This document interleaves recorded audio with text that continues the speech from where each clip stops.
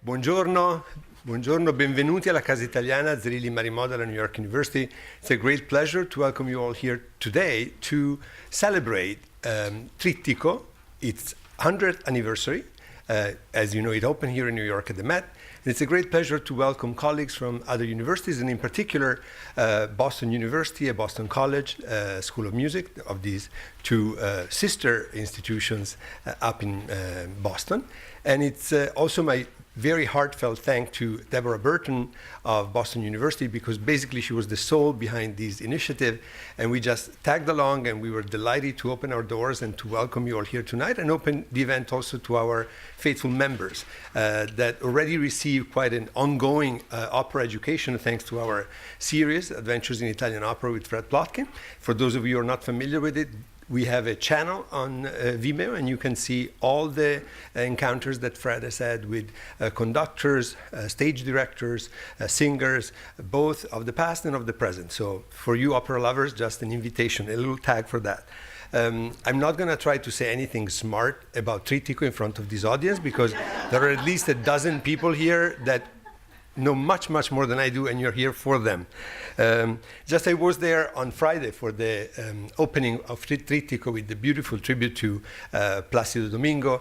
I love the production. It's an opera that I love very much. It's one of the few that makes me laugh and cry at the same time. So to me, when opera reaches the depth of my heart and is able to entice these emotions, it reached its goal. So that's all I'm going to say about Trittico. And again, I want to mention that thanks to Deborah Burton and her colleagues, the Metropolitan Opera House has given us 2 tickets for Trittico on December 15th. And they decided, so it's their merit, I'm not going to take it, to offer them. We're going to raffle them at the end of the event, so at the end of the afternoon. On your way out, leave your name to the students, and we're going to raffle these 2 tickets for the performance of Trittico on December 15th. So I'm bringing good tidings, and I even put on my Florence tie in honor of Gianni Schicchi. This looks very much like the final scene in this production of Trittico, and it also looks very much like the view of Florence that you could see from the gardens of Villa La Pietra, the center of NYU in Florence, and it's a place where I spend all my summers, and I don't complain. And so again, thank you so much for having chosen Casa Italiana for your conference. We are delighted to have you here, and we hope we will be able to collaborate on many more events to come. And without further ado, I would like to ask you to welcome the director ad interim of the School of Music of Boston University, Shiela Kibbe.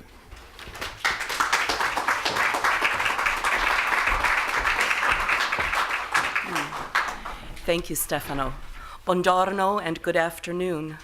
I am Shiela Kibbe, Director ad interim of the Boston University School of Music, and it's a joy and a privilege to welcome you here today. On behalf of Dr. Harvey Young, Dean of the College of Fine Arts, and my colleague Deborah Burton, organizer of this afternoon's conference, I want to thank Casa Italiana for supporting this event in this beautiful building and with the reception to follow. Perhaps you're here today because you love opera, or you have a connection with Italian history, language, and art. You may already admire the music and genius of Giacomo Puccini. And I believe we're all here because we're curious to learn more about the genesis of Il Trittico.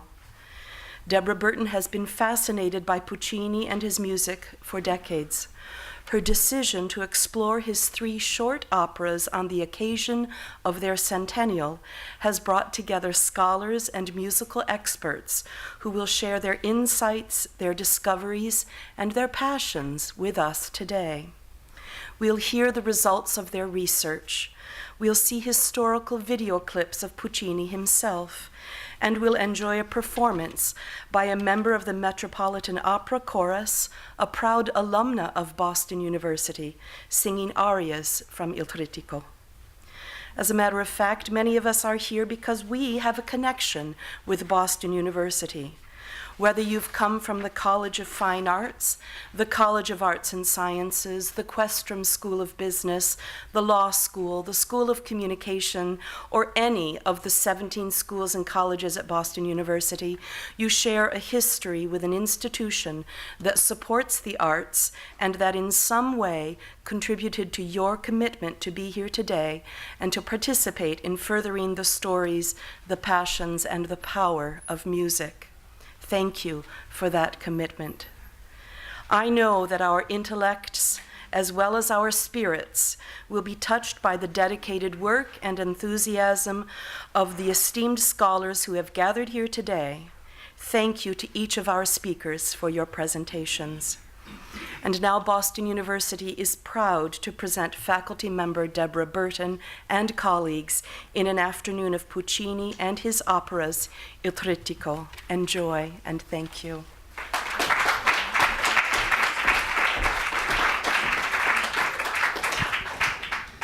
Welcome to everybody and benvenuti a tutti. Before we have our first speaker, we're going to look at some short videos. One is Puccini in New York. This was filmed mostly in 1910 when he came for the premiere of Fanciulla del West, also at the Metropolitan Opera. And the second is a part of an interview with Gioacchino Forzano, who was the librettist for Suor Angelica and Gianni Schicchi. So if we could start with those, I hope you enjoy them. Ringrazio con tutto cuore l'egregio signor Biafora per le gentili parole pronunziate. Sono veramente grato al gran pubblico di New York per le accoglienze tanto entusiastiche che ha fatto alle mie opere. Accetto l'augurio del buon viaggio e finisco gridando America Forever!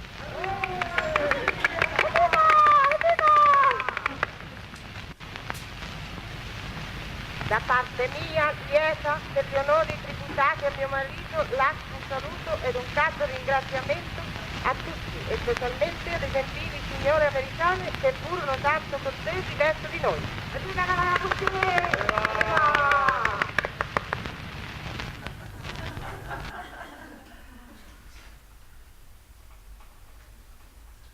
Chi mi avesse detto, quando vidi Puccini per la prima volta a Firenze, che avrei avuto l'onore di collaborare con lui.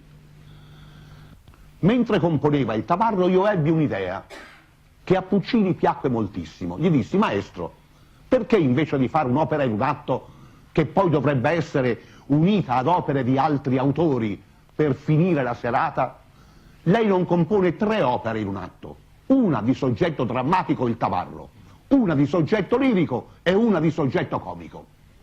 L'idea gli piacque moltissimo. Mi disse: ma lei ce l'ha i 2 soggetti, maestro? C'ho quella di soggetto lirico. E gli raccontai Suor Angelica. Io non sapevo che lui aveva una sorella monaca. Il soggetto gli piacque moltissimo.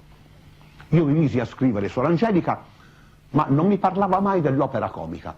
Un giorno mi domandò: quanti giorni ancora per finire Suor Angelica? Maestro, dico, 8 o 9 giorni. Ah, va bene. Allora io faccio una corsa a Parigi, a Londra e poi ritorno.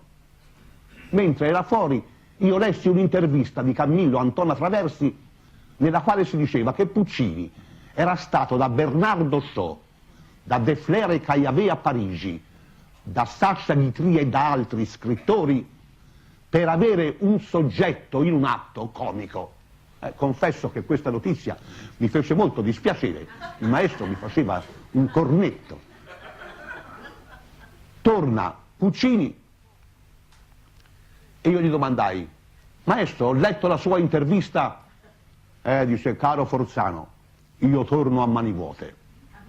Allora io, in questo tempo, avevo, studioso appassionato di Dante come ero, avevo riletto il 30° dell'Inferno e Gianni Schicchi mi parve potesse dar modo di fare un atto comico divertente. Allora io gli dissi: oh maestro, ma scusi, lei va all'estero a trovare, a cercare un soggetto comico quando qui in Italia c'è Dante Alighieri che glielo può fornire. Dante Alighieri? Sicuro, Dante Alighieri. Dal 30° dell'Inferno si prende Gianni Schicchi, si porta a Torre del Lago e da Torre del Lago poi va in tutto il mondo. O chi è Gianni Schicchi? Quel fiorentino che per guadagnare la donna della Torma, una mula, la più bella mula d'Italia, falsificò in sé Buoso Donati, testando e dando al testamento Norma. Gli raccontai come vedevo il soggetto, rimase entusiasta. L'idea del trittico gli era piaciuta tanto che non volle fare rappresentare il tabarro da solo.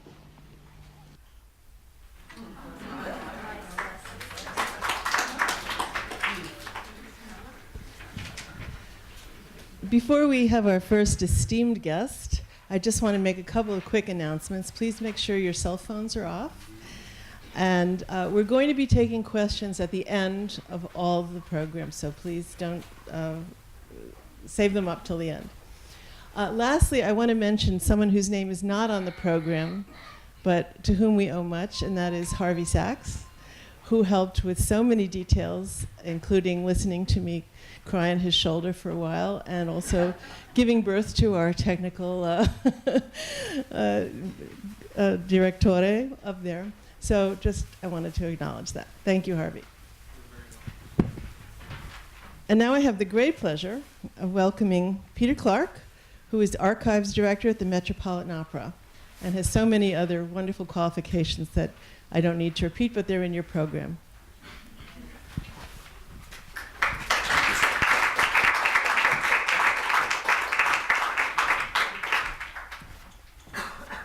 Good afternoon. Nice to see you all here. Thanks for coming, and thanks to Deborah for inviting me to be with you, and to Mr. Albertini for offering us a space to talk about Il Trittico at the Metropolitan Opera.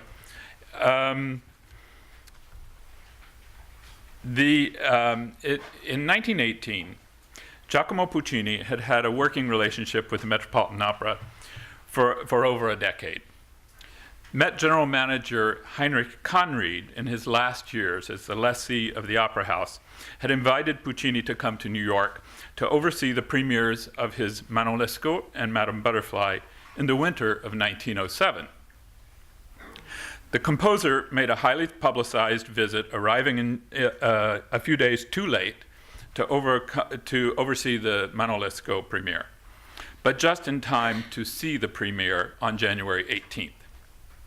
He then worked with the Madame Butterfly cast and team towards the opera company's premiere on February 11th. See if I can make this thing work.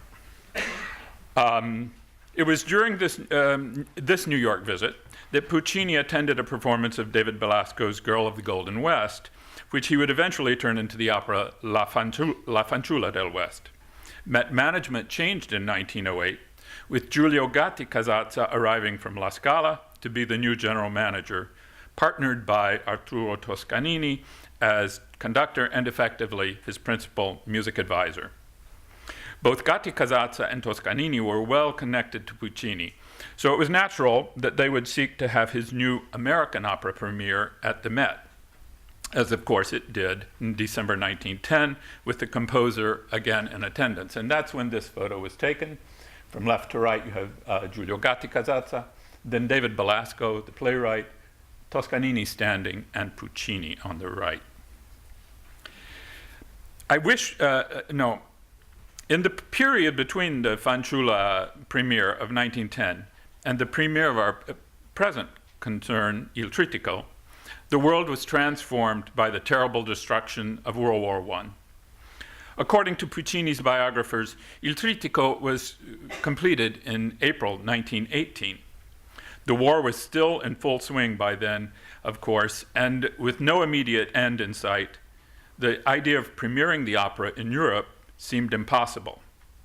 Puccini biographer Moscow Karner says the original idea was to premiere it in Rome, and Julian Budden, another biographer, mentions that there was talk of doing it in Buenos Aires. But it was New York and the Metropolitan that eventually got the nod. I wish we had more background of the proposals and negotiations for getting the premiere at the Met in the Met Archives, but we do not. What we do have is the agreement signed with the New York agent of Puccini's publisher, Ricordi. His name was George Maxwell, on August 28, 1918. This contract states that the Metropolitan would pay Ricordi $7,000 for the world premiere, plus $400 for subsequent performances of Il Trittico, or $300 per performance of any two of the three operas, or $200 for any one of them done separately. This latter provision, of course, foreshadows the fate of the triptych in New York. The contract does stipulate Roberto Moranzoni as the conductor of Il Trittico, and that the cast would be submitted for approval. The Met, in quotes, agrees not to give any artist the exclusive right of any role for any number of performances without the express permission in writing of Ricordi by December 1st. The war ended officially on November 11th, 1918, too late for Puccini to come to New York. In early December, newspapers announced that Gatti Casazza had received a letter from Puccini saying, quote, "Could I have foreseen the sudden collapse of our enemies, I certainly should have been helping to celebrate the glorious victory in New York," close quotes. In fact, the seas were still full of mines, and conflicts lingered on in Europe for some time after the armistice, making transatlantic travel hazardous. The Met assembled an all-star cast for the premiere on December 14th, 1918. For tabarro, there was Claudia Muzio and Giulio Crimi. I'm just going to go through a few photos here for you from the premiere. Luigi Montesanto was Michele. This is Muzio with Alice Gentle, who did the part of Frugula. She was one of the Met's compromaria singers, and actually is mentioned in pretty much all of the reviews for her impersonation of Frugula. And here is a wonderful photo again of Muzio and Crimi. And my favorite of them all, the final scene. The designs for Tabarro and Suor Angelica were by Pietro Stroppa, and for Schicchi by Galileo Chini. The director was Richard Ordinsky. This is the set for Suor Angelica. And this is the some of the ensemble of the nuns in Suor Angelica. The Suor Angelica was Geraldine Farrar, and the aunt was Flora Perini.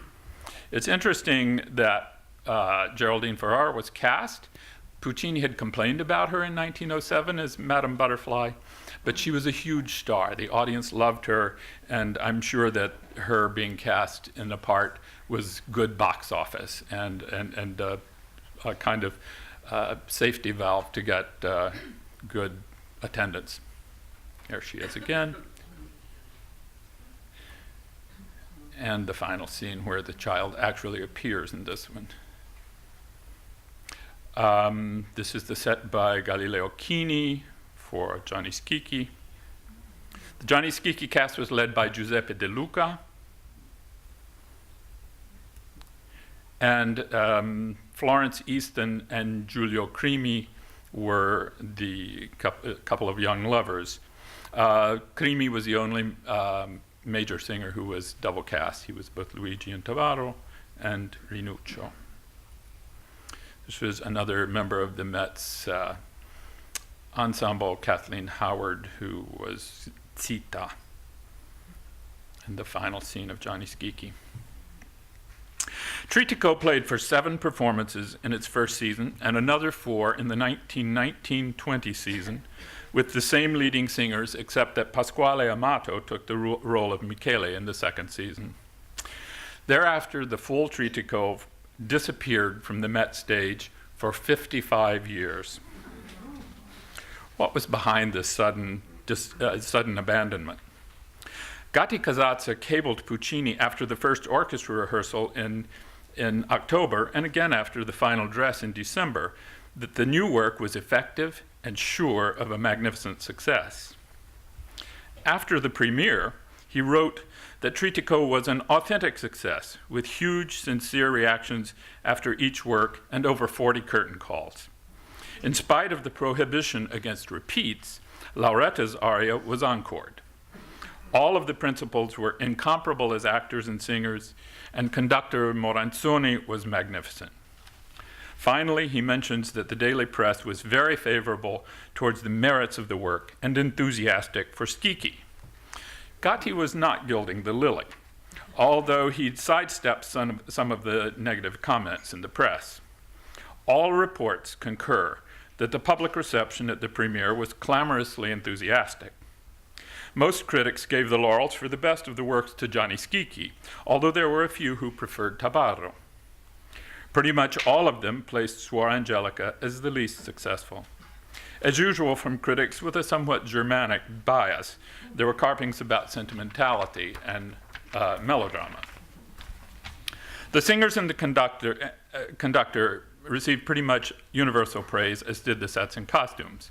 Claudia Muzio as Giorgetta, Geraldine Ferrar as Angelica, and Giuseppe De Luca as Schicchi were most often singled out for particular praise.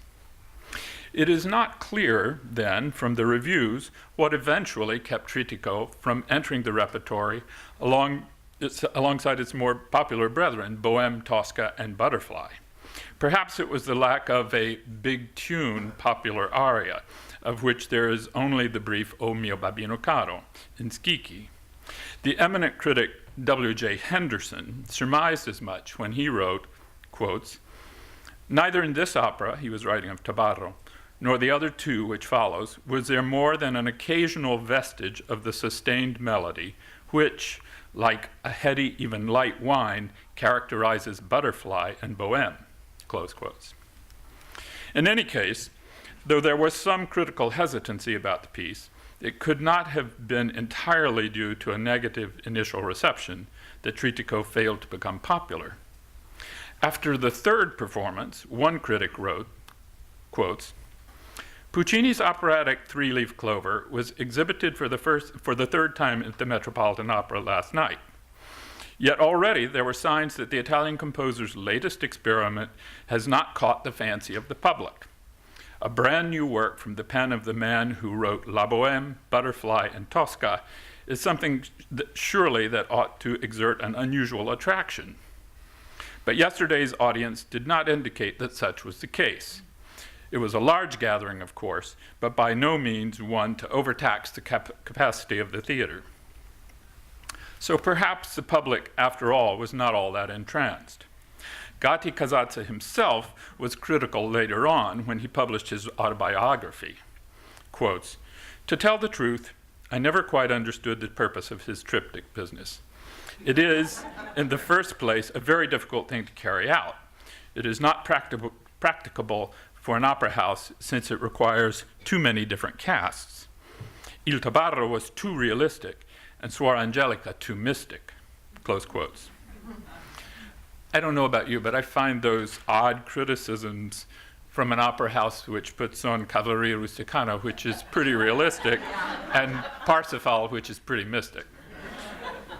Whatever the reasons, Il Trittico at the Met was quickly dismantled, separating Gianni Schicchi from the others, and placing it on double or triple bills with several ballets, including Petrushka, but more frequently with a short opera such as Pagliacci, L'amore dei tre re, Hansel and Gretel, La Bohème, or Electra. But its most frequent partner,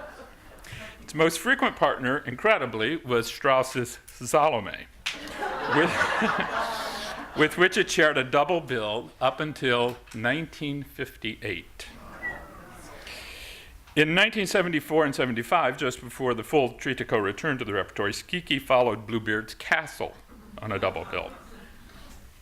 Finally, the restitution of the complete Trittico was accomplished in December 1975, with Sixten Ehrling conducting a new production by Fabrizio Milano and designed by David Rappa.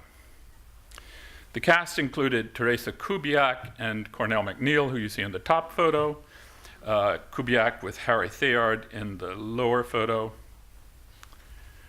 Gilda Cruz Romo was Suor Angelica.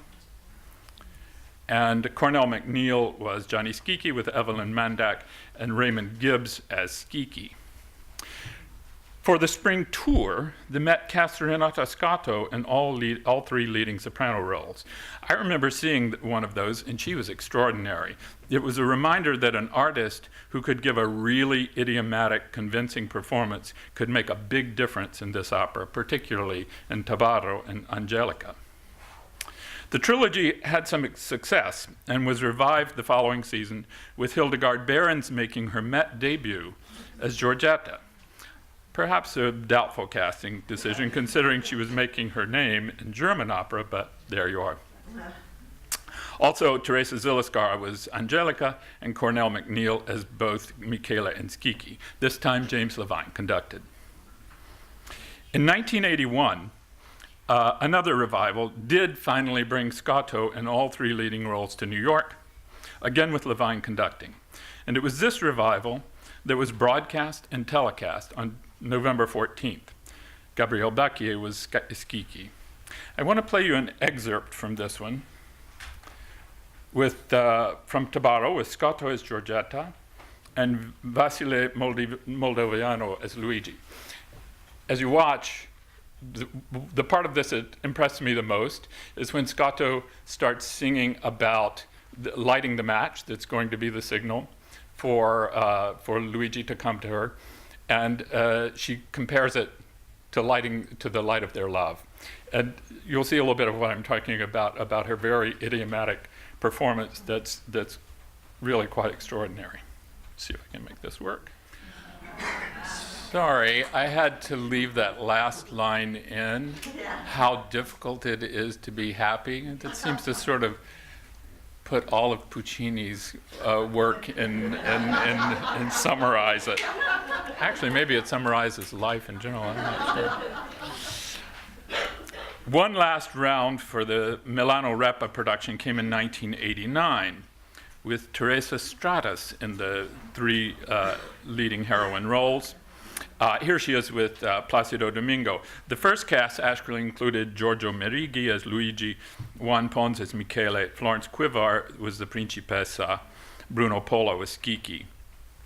These are photos, but Placido Domingo sang a later performance of Tabarro and was photographed in it. And then there we have Stratas as Suor Angelica and Lauretta with Bruno Pola. Diana Soviero also sang some memorable Angelicas in that run.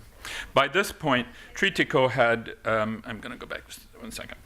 By this point, Trittico had improved the number of performances as a whole from the paltry 11 it has as of 1920 to 59. Clearly, its fortunes had improved. Then in 2007, for Peter Gelb's first season as general manager, Il Trittico received a new production, the same one we have now, by Jack O'Brien with sets by Douglas Schmidt, costumes by Jess Goldstein, lighting designs by Jules Fisher and Peggy Eisenhower. By the way, this Trittico is still the Met's largest production if you do the measurement by the number of containers it requires to store it. This barge that you see here in the Tabarro is enormous. The cast included Maria Guleghina with Salvatore Licitra. And the first, Juan Pons was supposed to be the Michele. He missed the premiere. It was Fred Burchenal. And Stephanie Blythe sang roles in each of the three operas. She's one of our best singing actresses, I think. And so here she did Frugola in Tabarro, then the aunt in, this is Juan Pons and Licitra. And so Stephanie Blythe then sang the aunt in Suor Angelica and Sita in Johnny Skiki. This was all conducted by James Levine. This is Barbara Fritoli as Suor Angelica. I love digital photography, they're so clear.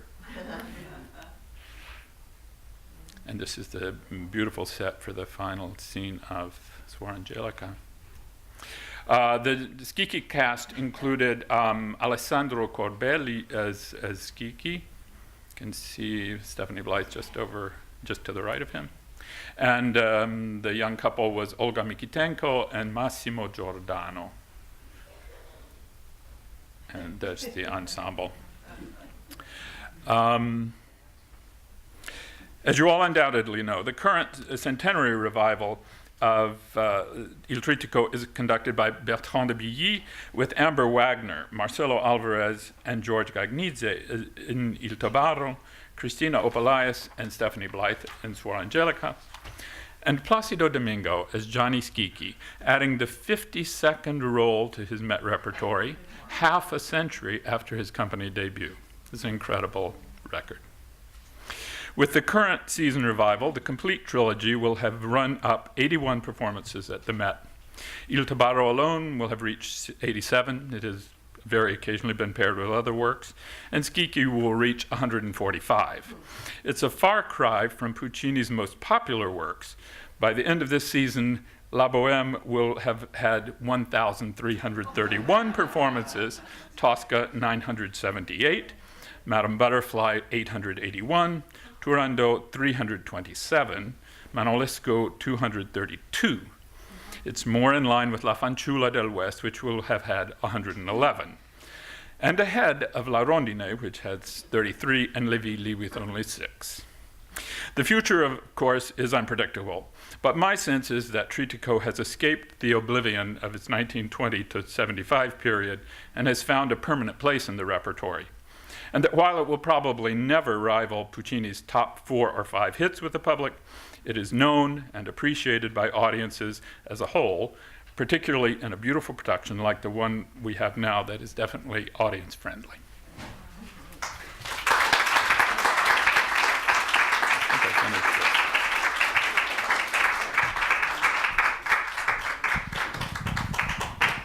Thank you very much, Peter.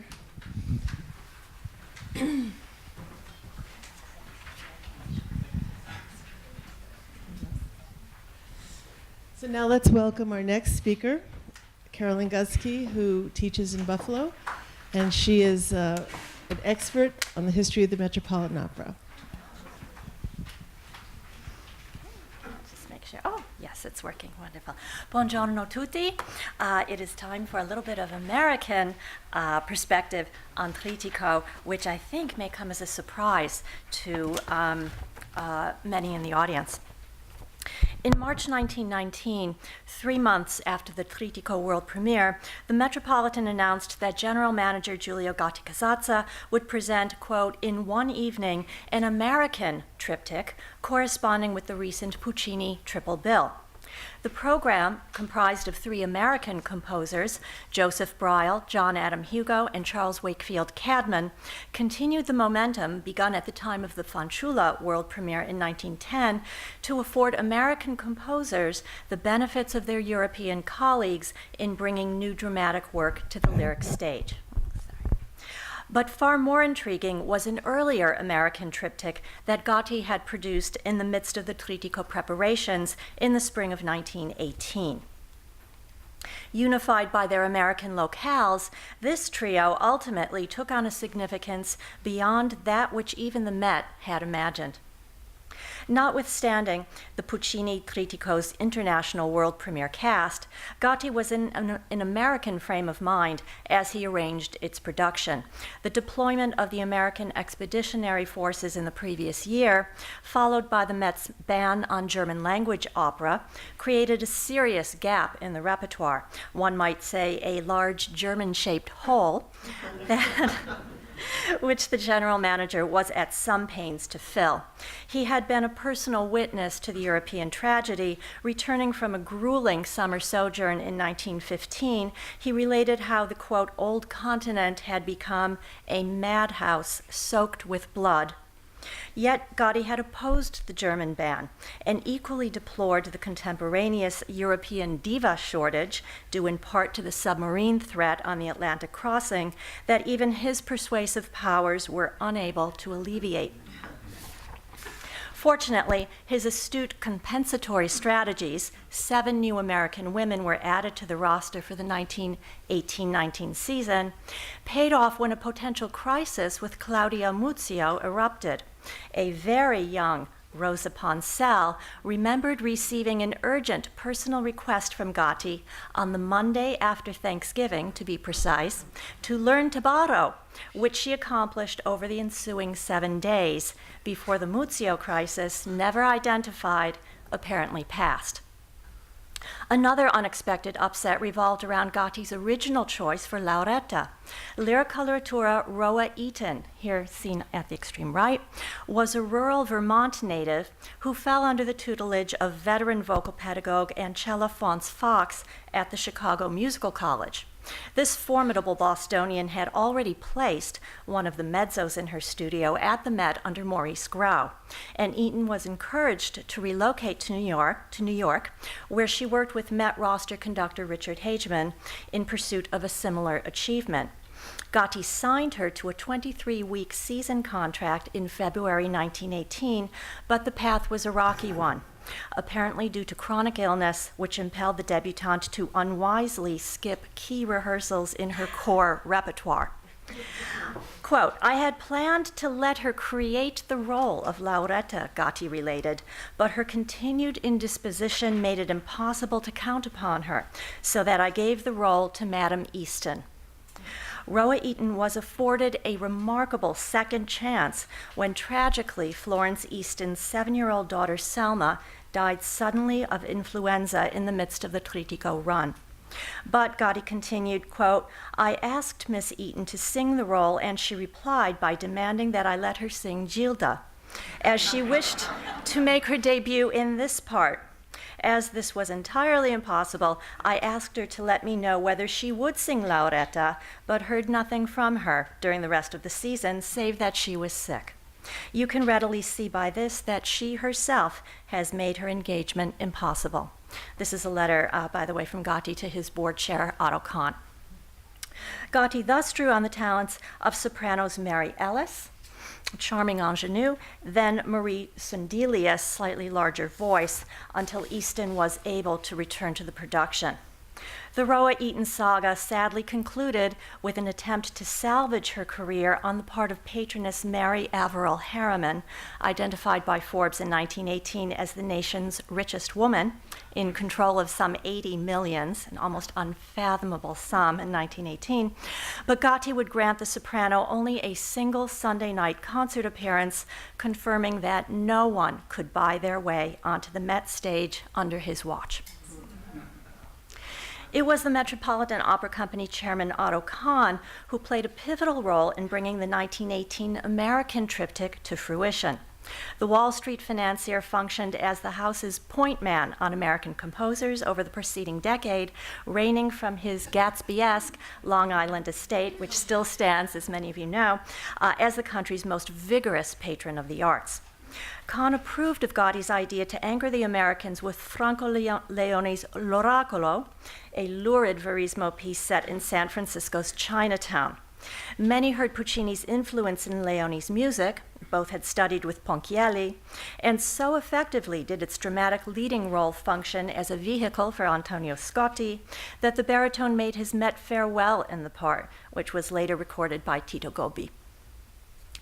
Shaniwas, a late entry in the Indianist artistic movement, then in vogue, and designed by Norman Bel Geddes in his Met debut, may seem hopelessly outdated today in its, quote, clash of civilizations theme.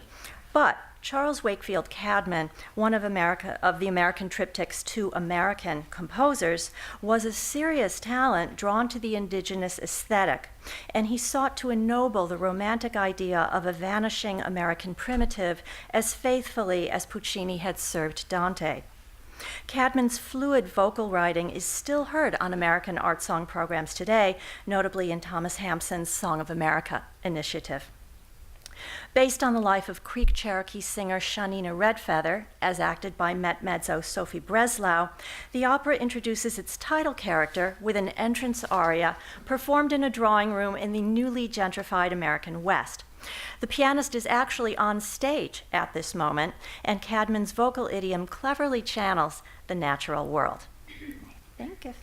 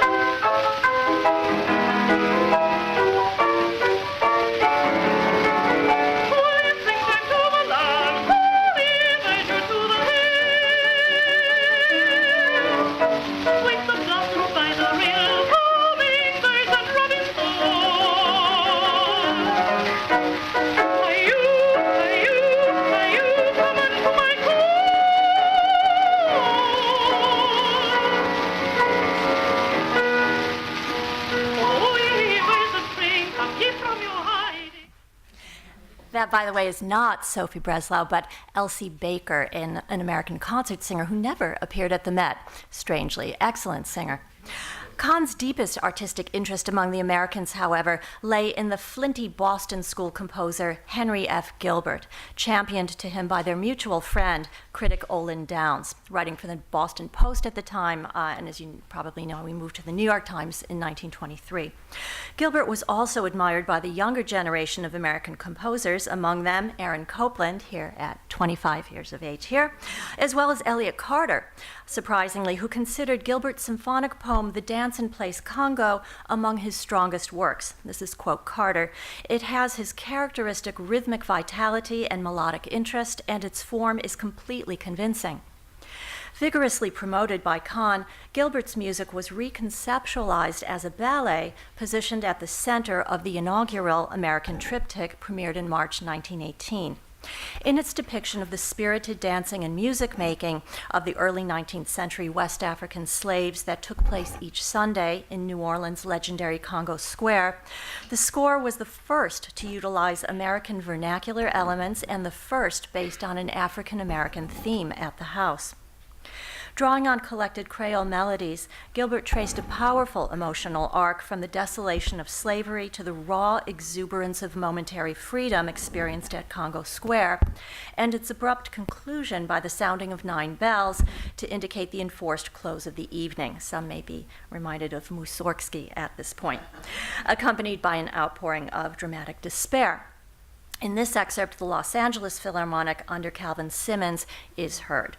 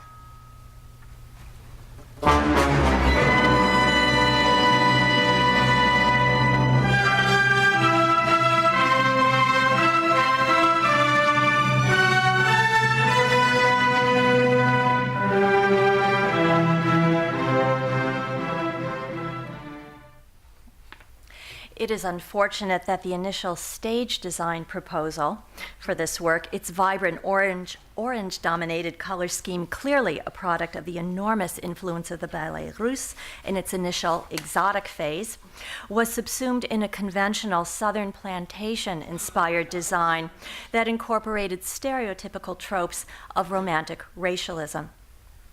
Remarkable, however, was the inclusion of a small group of black dancers among some 20 male supernumeraries hired to supplement the Metropolitan's corps in the large crowd scene.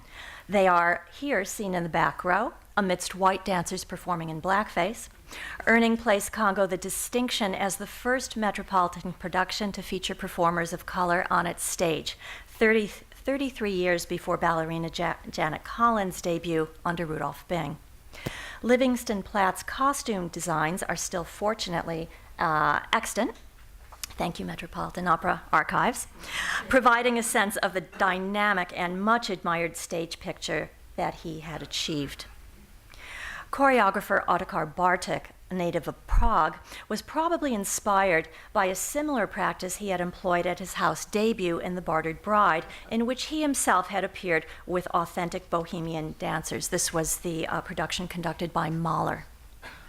The question of where Bartók located his Place Congo dancers is a most intriguing one, with evidence pointing towards Bartók's summer employment as a ballet master at the Ringling Brothers Circus, which was at the time considered a major post.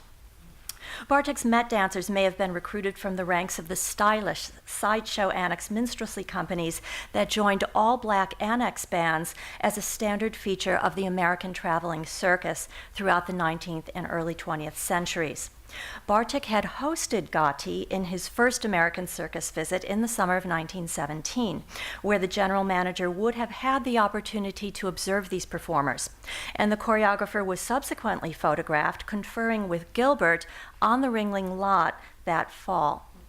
The level to which these entertainers in these spaces had attained is evidenced in a very rare 1894 print from the Edison Film Studio, rather disparagingly titled Pickaninny Dance. These dancers, drawn from the cast of the musical revue The Passing Show, are also the first African Americans to appear on film. Oops, all right, I think I have to do this. There we go.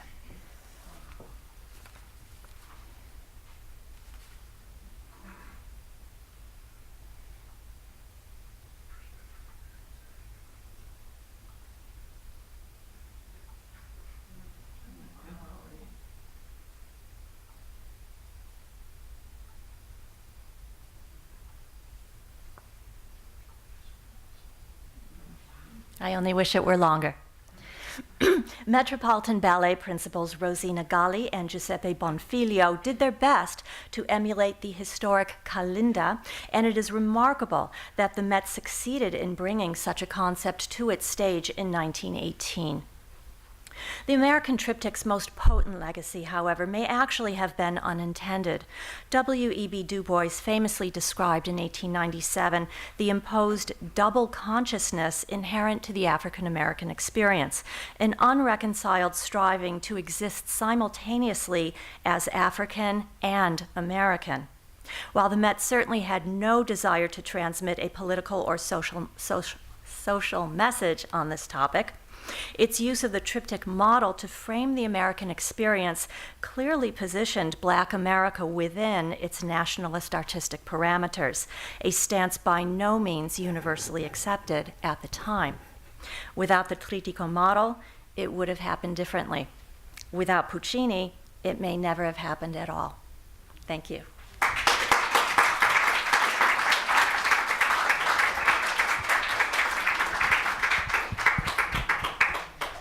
Thank you, Carolyn, for a really interesting talk.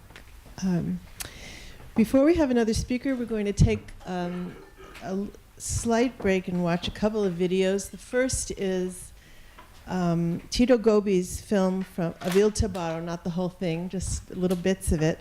This is from the BBC series Great Characters in Opera, and Tito Gobbi, the great singer, he first does a voiceover at the beginning explaining a little bit about Michele, And then he sort of appears in the middle of the scene, stops the action, and explains what's going on towards the end, and we'll watch the finale.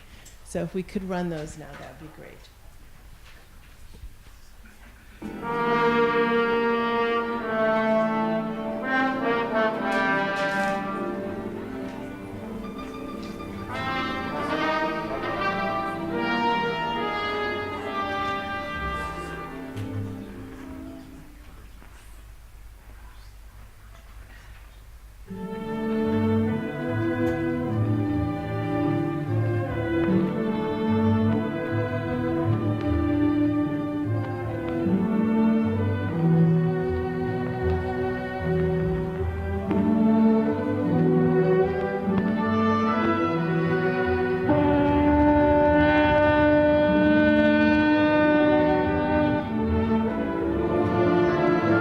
Michele is one of the saddest characters I have ever played. Look at him sitting there facing the sunset with open eyes, but seeing nothing. His life has gone wrong and he doesn't know why. Once he was very happy with his wife Giorgetta.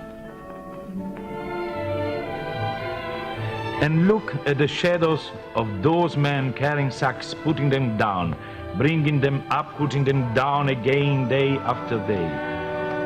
These hopeless people are unaware of the passing of life. Michele keeps asking himself why Giorgetta has changed. They seem to have forgotten how to talk.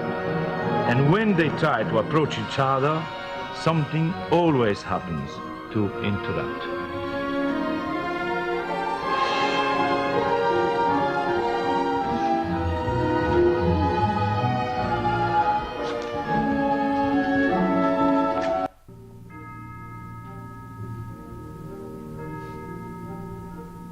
Buonanotte, Michele.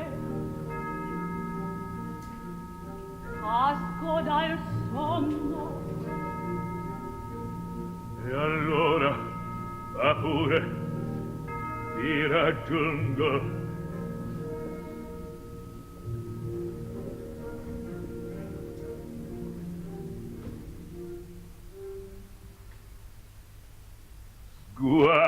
Guaidrina.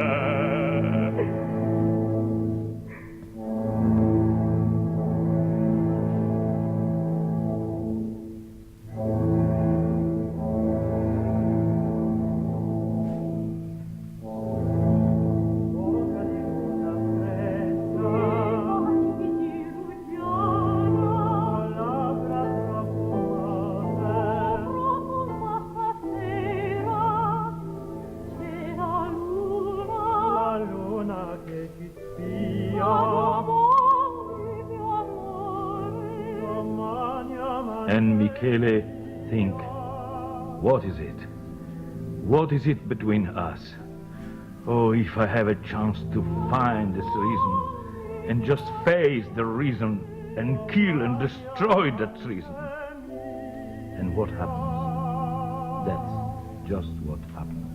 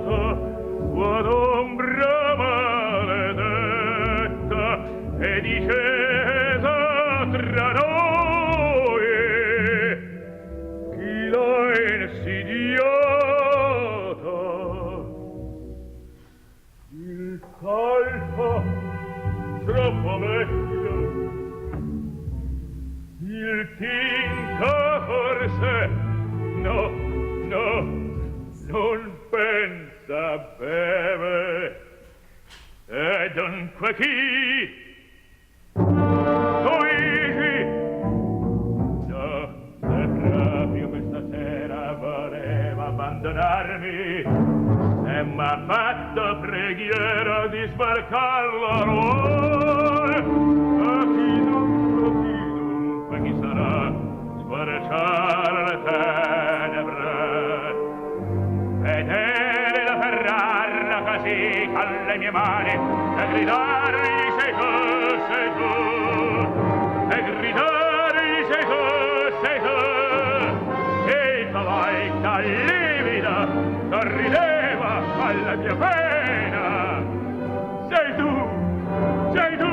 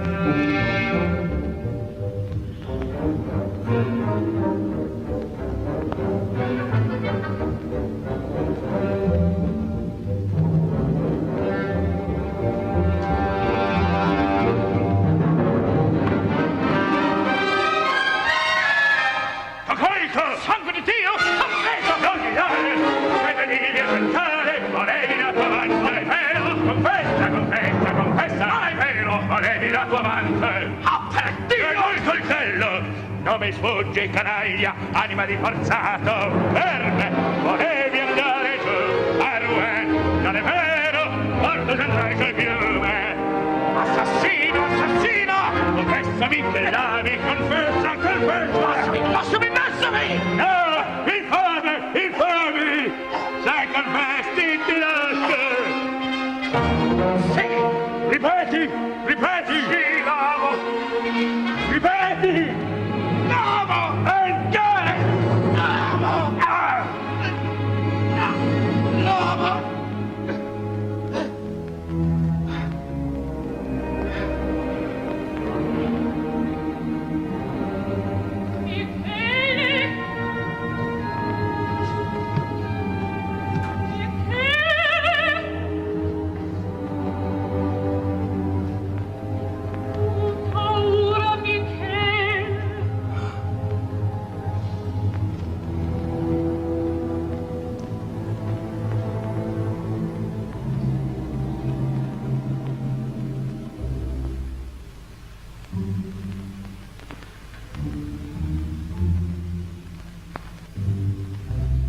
Avevo ben ragione, non dovevi dormire. Son presa dal rimorso d'averti dato pena.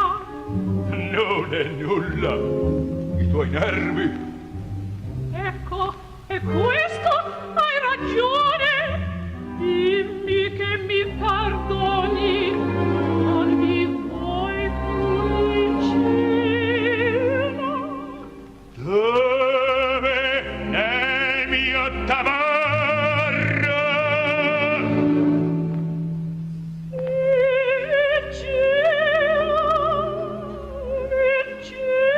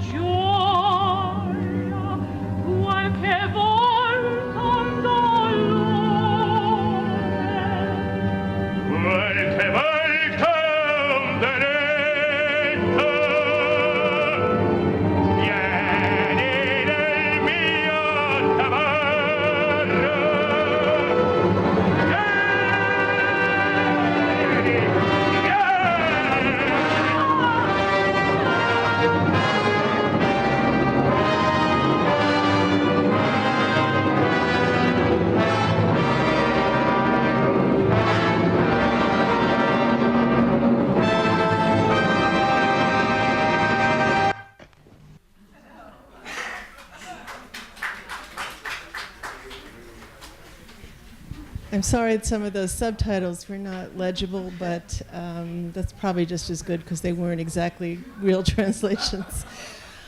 We have another short video of Puccini's sister, who was the nun, interviewing her, and I don't know if we're ready to show that now. It's very quick. This is describing a visit that Puccini had to the convent where she was staying, and it's very brief, so I hope we can run that now. If not, we'll do another time. Veniva tante volte qui a Vicopelago. Sono 47 anni che sono qui e lo ricordo bene. Un giorno arrivò, si mise seduto proprio lì, all'armonium. È sempre quello, il solito.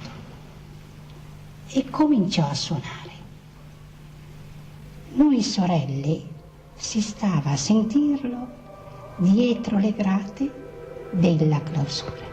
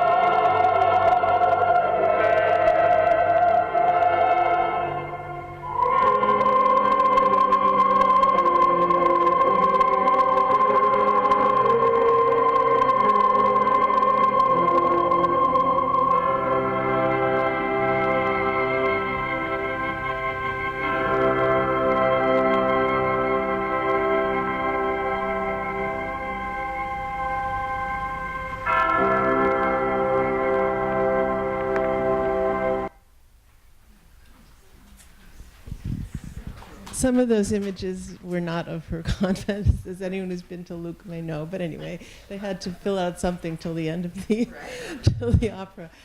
So now let's welcome David Rosen, who is Professor Emeritus at Cornell University. And he's going to be telling us about Il Tabarro, the transformation from the play to the libretto. Let's welcome him.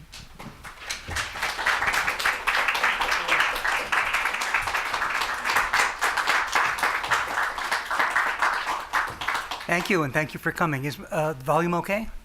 Can you hear me? Apparently, yes.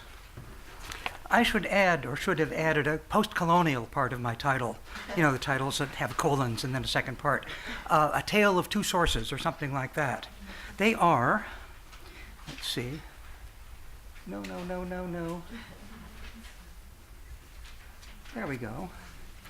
Didier Gould's 1910 one-act play, L'Upland, Il Tabarro, and the Disposizione Scenica, staging manual, of Il Tabarro, compiled by Forzano, who we saw earlier doing an interview. Forzano had, Puccini came across the play probably 1912 in Paris.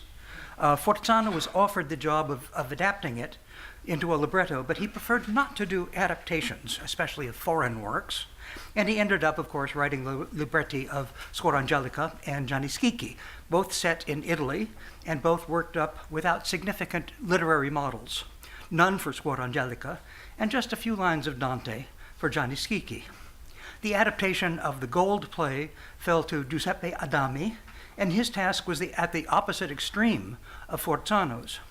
Following the play closely, and rather than the usual trimming of an original source, instead expanding it to give opportunities for lyrical expression. Now, when one wants to find out about something, it's a delight to find a reasonably good article about it, but when one had planned to write about it oneself, not so much.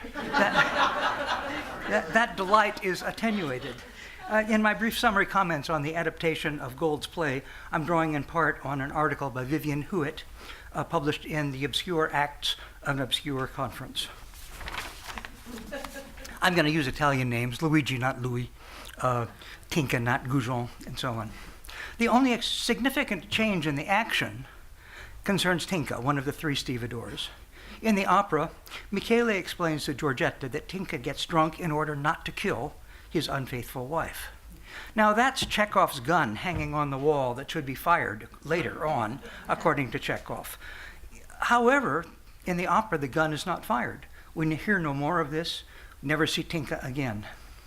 In Gould's play, however, Tinka's wife, accompanied by two characters of a dubious nature, enter the Bal Musette, that's a lower class dance hall, and at the very end of the play, Tinka, completely drunk, emerges from the dance hall with a bloody knife and announces that he has killed his wife's young boyfriend, Mom. Not his wife, as one reads in some secondary sources, including Budden and Girardi, actually. But who is to say that Chekhov's gun must be fired, that the author might not effectively raise and thwart the audience's expectations? Not me. The use of diegetic music, music that characters on stage would hear as music. The use of diegetic music in the two works would require a study by itself. Gould uses the sound of carriage drivers' whips and swearing, tugboat sirens, and automobile horn, which causes Frugula to inveigh against city life. A barrel organ playing La Georgette. There's a footnote giving the name and address of the publisher. A popular song, Petite Tonkinoise from 1906. You can hear Josephine Baker singing it on YouTube. Frugula enters for singing the refrain of a song from the 1850s, and she and her husband exit singing it again. Two lovers pass by the street singing. Right after Tinka's wife enters the dance hall, a rowdy bunch following an accordion player sings Carolyn, 1909 song, and from the dance hall an accordion plays another recent popular song, Fascination.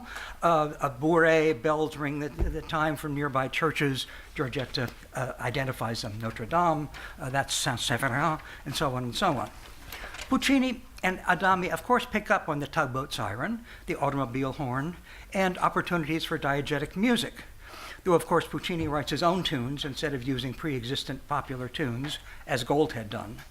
And they create other situations. Stevedores sing a work song from the barge's hold, the seller of songs and the shop girls who buy one and exit singing part of it, etc., etc.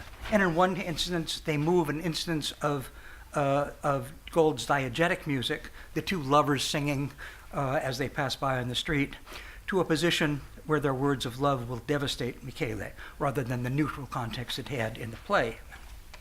The one character who is most changed in the opera is Luigi. Gould's Giorgetta infantilizes him, calling him mon petit Louis, mon gosse, ma chérie, and so on and so on. You shouldn't have to work, you're too mignon, and so on and so on. But the librettist Adami gives him, as he put it, a revolutionary slant against the miserable slavery that bent his back and shoulders beneath the weight of sacks. And here is Luigi. Sax on the back, and then the head down to the ground. If you look up, watch for the whiplash. That's a bit over the top. Michele doesn't seem to be Captain Bligh with a whip. And getting ahead of myself here, the Disposizione Scenica's instruction that he accompany this word with a gesture of the blows, of the blow of the whip, makes it a bit silly, I think. Sorry. Even more over the top is Luigi's grand Guignolesque speech. I do not tremble at wielding the knife, vibrare il coltello, and with drops of blood creating a jewel for you. We saw that.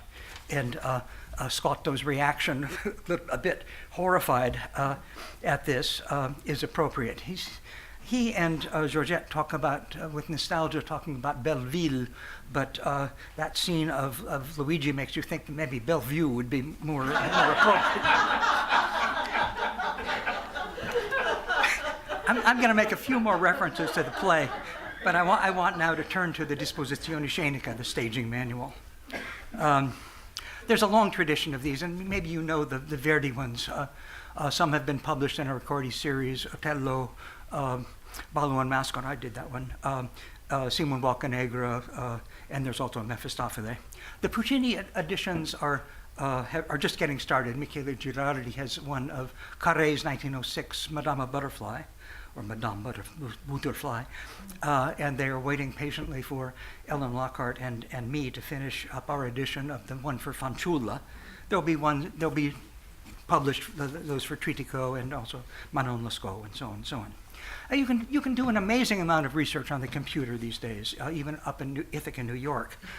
But there are still questions where you have to go to Italy, and meno male. Anyway, some of what I have to say here is tentative.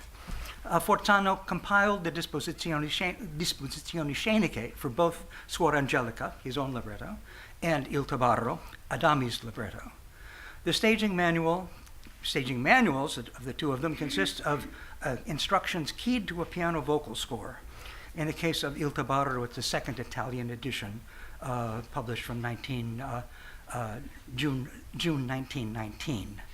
I suspect that Forzano's Disposizione Scenica may be traced to a production of Il Trittico at La Scala, January 29, 1922, for which Forzano was the stage director and Puccini was present. It was apparently here at a production at the Rome Opera House a day earlier that the definitive version of the opera was first performed. The Tabarro Disposizione Scenica consists of pages with comments, about 180 comments, bound together with pages of the piano vocal score. Some of the comments are accompanied with diagrams showing blocking and positions. The staging instructions, we are told, on the added pages are meant to supersede those instructions printed in the piano vocal score. Just ignore the ones in the piano vocal score. A bit of chutzpah there because Forzano is really dealing with somebody else's libretto. Anyway, here the diagram shows, here the diagram shows, in a second, the stevedores coming across the gangplank, and others coming up from the hold to get some wine. It shows their trajectory and which way they're facing. A little bit blurry, at least from here, but maybe you can see it.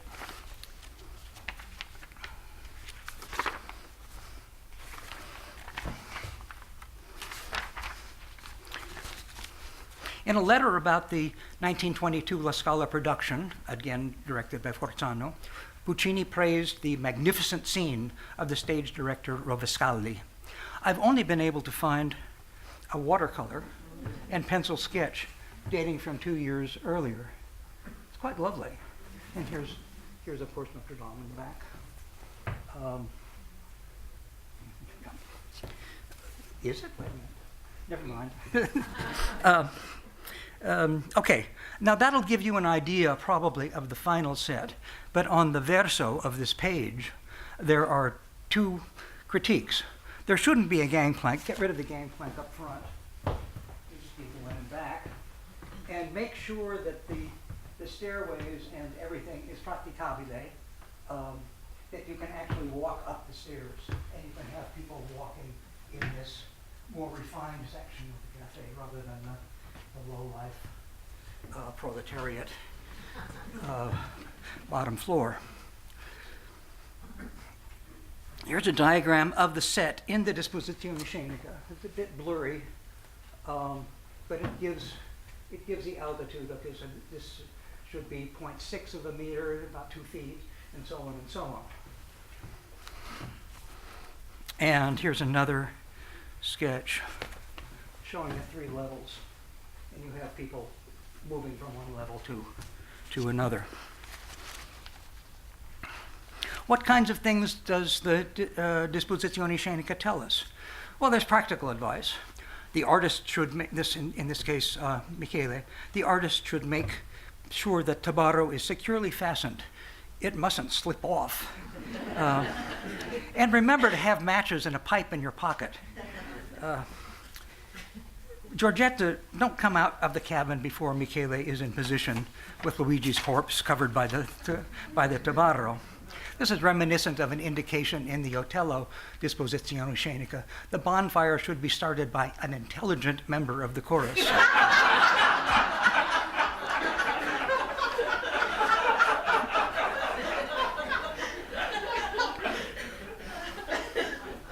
Okay, here we see the cellar of songs up here, and the shop girls coming out of Bergdorf, Goodman, or whatever it is, on the street.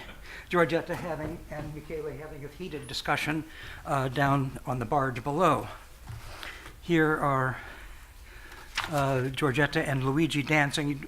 Some of these don't have, or a lot of them don't have graphs, but Talpa warns them. Talpa makes the signal or something like that. Warns them and they stop dancing. It describes Giorgetta anxious and trembling, faking an attitude of indifference. In the play, there's no warning here, and Michele comes out of the hold and sees them dancing. He sees Giorgetta in Luigi's arms. He examines them for a moment with a suspicious air. Now, there's no mention of suspicion of adultery in the opera until much, much later. Another note about Luigi. At one point, he is together with Giorgetta and seems to hear Michele coming up from the hold. He puts his right hand in his pants pocket so as to be ready to grab the knife if Michele appears. Okay, consequences for the music. Sometimes the stage directions do indeed have indications that affect the music. Now Luigi at the top. Now Luigi sings with a natural voice, forte. Giorgetta, frightened, looks toward the hole and gestures to him to be quiet. Luigi starts again to sing in a subdued manner, but he's nervous and controls himself only with difficulty. You don't see any of this in the score. So these are places where in a critical edition of the score you might want to indicate what's going on in the stage directions, assuming that Puccini approved of them. Okay, the Disposizione Scenica can offer an interpretation, a reading that might not be obvious from the libretto and score. Naturally, one can contest that interpretation, even if it is authentic in the sense that it was approved by the creative team. And that team includes, but is not limited to, the composer, himself or herself. In this world, it probably is himself. And no one in his or her right mind would insist that today's stage directors are bound to follow the Disposizione Scenica or other authentic documents. That's clear. You send them to Bellevue. Let's look at the scene of Giorgetta and Michele, starting with the discussion of Tinka and ending with his comment, squadrina,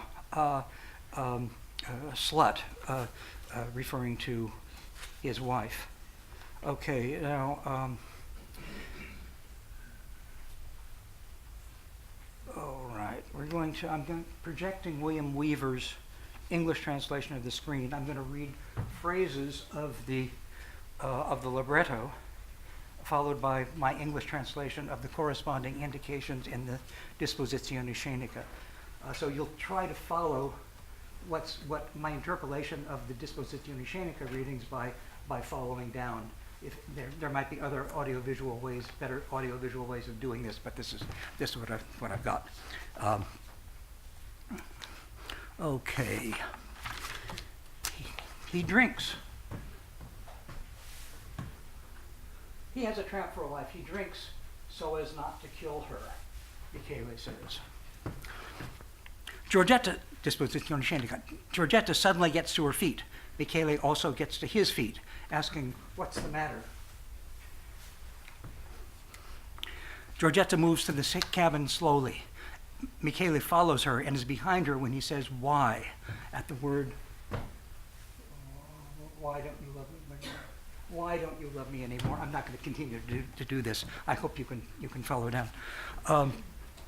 At the word "why," Giorgetta stops. "You're wrong. I love you. You are good and honest." Michele makes an ironic gesture. Oh, okay. Oh, yeah, I move around. Yeah, all right. Thank you, Deb. Michele makes an ironic gesture.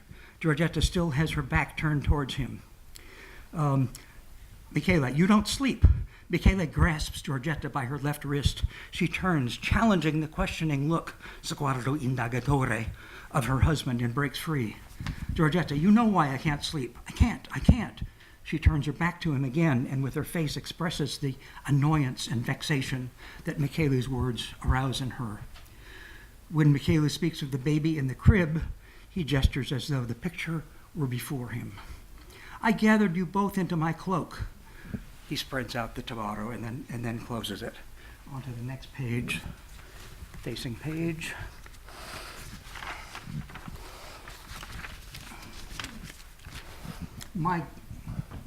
I won't walk over. "My gray hair seems to be an insult to your youthfulness."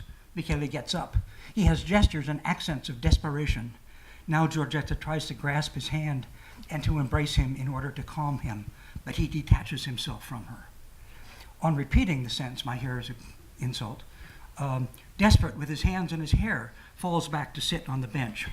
Giorgetta moves toward him and caresses his head to calm him, but with an expression on her face that shows the effort that this affectionate gesture costs her. This is one of the indications that deal with the characters trying to appear in a certain way, calm, natural, affectionate, but failing, at least so far as the audience is concerned.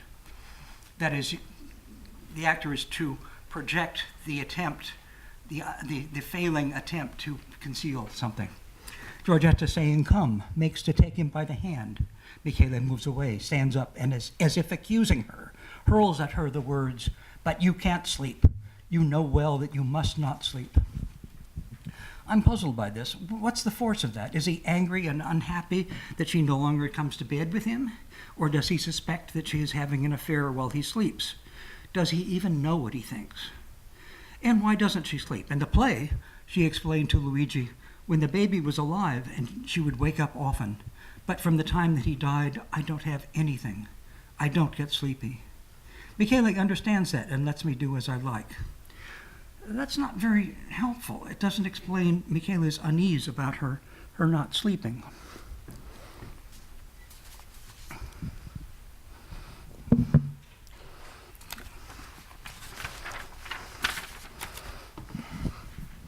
Here is the Disposizione Scenica's interpretation after the "you know well that you can't sleep."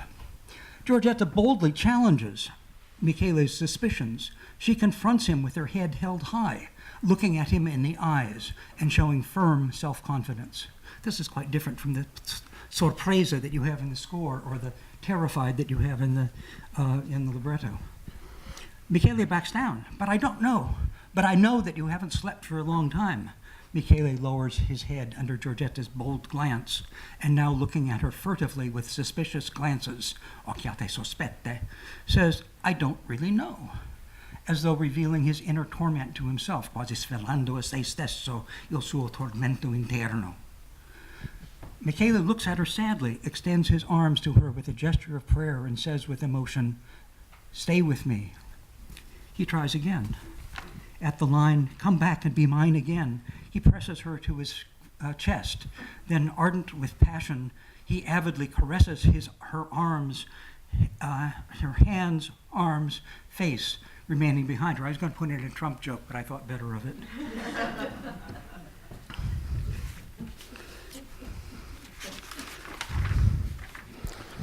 The night is beautiful. I'm going over a bit. The night is beautiful. Michele indicates the sky with a broad gesture with his arms opened up. He stares at her anxiously, hoping to have moved her, anxiously awaiting her response. Nice try. And here it comes. What do you expect? Che vuoi? We grow old, s'invecchia. The phrase s'invecchia hits Michele like a hammer blow. His arms fall to his side. His amorous glance transforms itself into a gesture of hate towards Giorgetta. He moves away from her, backing up slowly to the bench. She remains where she was, saying only, "But what do you think?" She turns to face Michele, examining him without seeming to, as if to try to see if he really has a suspicion. Then finally Giorgetta says good night, Michele, said with apparent indifference, but filled with bitterness. Oop. It's okay. Michele, I'm going to conclude with this final bit from the Disposizione Scenica, since I am running over. Michele watches her go into the cabin, stands up, looks at the closed door, says the insult with a suffocated voice, "Squadrina," slut. But in the interpretation of the Disposizione Scenica, ecco, what hits Michele like a hammer blow has nothing to do with his suspicion that Giorgetta has a lover. It's rather that he is too old to keep Giorgetta's love. So I will end there and hope you'll have some questions when we get to that point. Thank you very much. I'm Deborah Burton from Boston University, and I'm very happy to be here. So please have a seat. Thank you very much.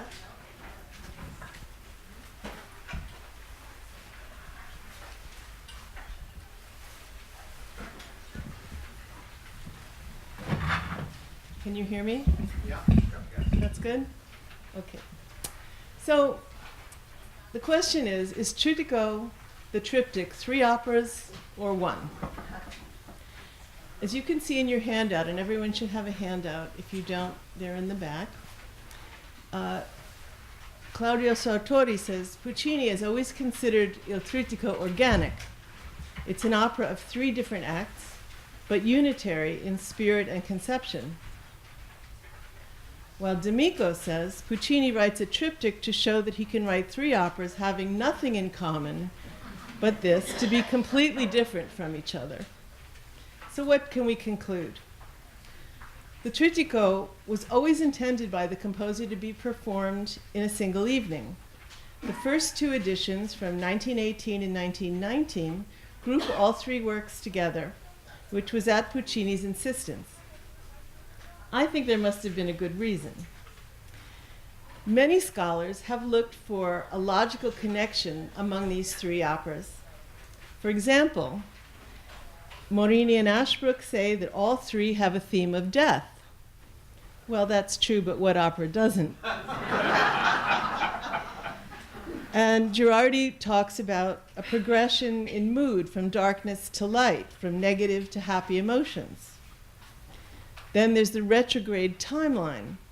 Both Girardi and Hebekoski note that we start in 20th century Paris, go to 17th century Tuscany, and end up in Florence at the beginning of the 14th. Sorry, beginning of the 15th. Greenwald even states that tabarro begins with silence because it begins at the end. And William Berger will soon show us how all of these operas are united in their connection to Dante's Divine Comedy. As early as January 1919, people were noting musical connections between the operas, among the operas, and one anonymous commentator wrote, Puccini's 3 acts can constitute a united show from the character of its contemporary music. The writer complained that there's too much uniformity in the contemporary sound, which, quote, equalizes the characters, whether they're boatmen or of the Seine or nuns in a convent, unquote. Amazingly, there's actually a triptych of 3 of Puccini's sisters, which you can see in example 1. This was probably in his home, which is now a museum at Torre del Lago, although it's no longer there. The photos are there, but not the frame, the triptych frame itself. And Puccini's sister, Eugenia, is the nun in the middle, just as Suor Angelica is the central piece of Trittico. To me, the three parts of the Trittico, which, by the way, Puccini never called it, are like members of a family, or even like the sisters in this triptych. They share DNA, both musical and dramatic, but they're different. Let's look first at the dramatic DNA. The basic problem is we have two gripping dramas and a comedy. How can they possibly be related? Well, like Uncle Bonds, who shows up at Madama Butterfly's wedding, relatives, whether they be close or distant, can sometimes be very difficult. Come bello l'amore fra I parenti. How beautiful is familial love. I would like to suggest that the comedy of Schicchi turns the other dramas on its head, basically inverting them. But it's the way that this happens, both dramatically and musically, that keeps it all in the family. Here are some clues to the shared dramatic DNA. Both Il Tabarro and Suor Angelica end with a guilt-ridden woman asking for a pardon, and Hepakoski has talked about this. And also, since Gianni Schicchi also asks for, if not a pardon, then leniency at the conclusion of the third opera, this could be a dramatic link among all the operas. 3 wrongs committed, 3 pardons asked. But is there a more specific connection? One clue is from the beginning of Il Tabarro with the constant rocking rhythmic triplet motion, 1, 2, 3, 1, 2, 3. This suggests a barcarolle, which is perfectly suited to the watery setting of the Seine River. So it sounds like this. 1, 2, 3, 1, 2, 3, 1, 2, 3, 1, 2, 3, 1, 2, 3, 1, 2, 3.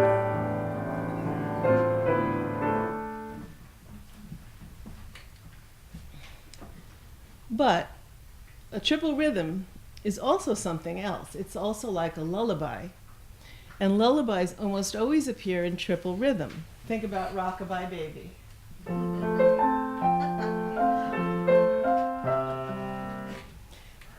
In fact, all 3 scores of Trittico evidence triple rhythms and meters linked to imagery of children and cradling.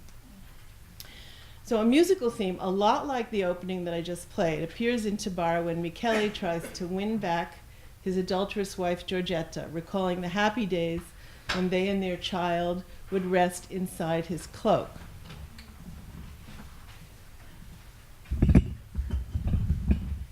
It starts off very simple, 3/4 time. So 1, 2, 3, 1, 2,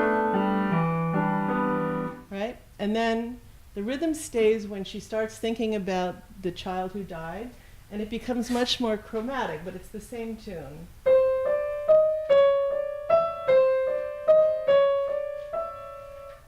And then when he finally begs her, stay with me, stay close to me, resta vicino a me, it's still there.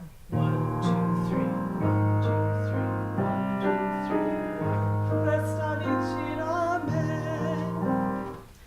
Okay, that's all I'm singing today, don't worry. Don't worry. In Suor Angelica, the only extended triple meter occurs in 2 places, where there's mention of her child and his death. And this section is the most dissonant in the opera, and it's almost like a nightmarish version of a lullaby. And it's also, the second place is during Senza Mamma, which of course is also about the boy. So here's the triple rhythm when she's thinking about the death. 1, 2, 3.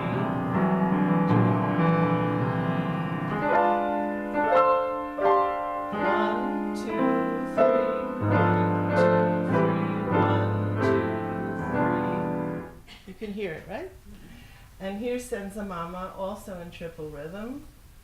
3, 1, 2, 3, 1,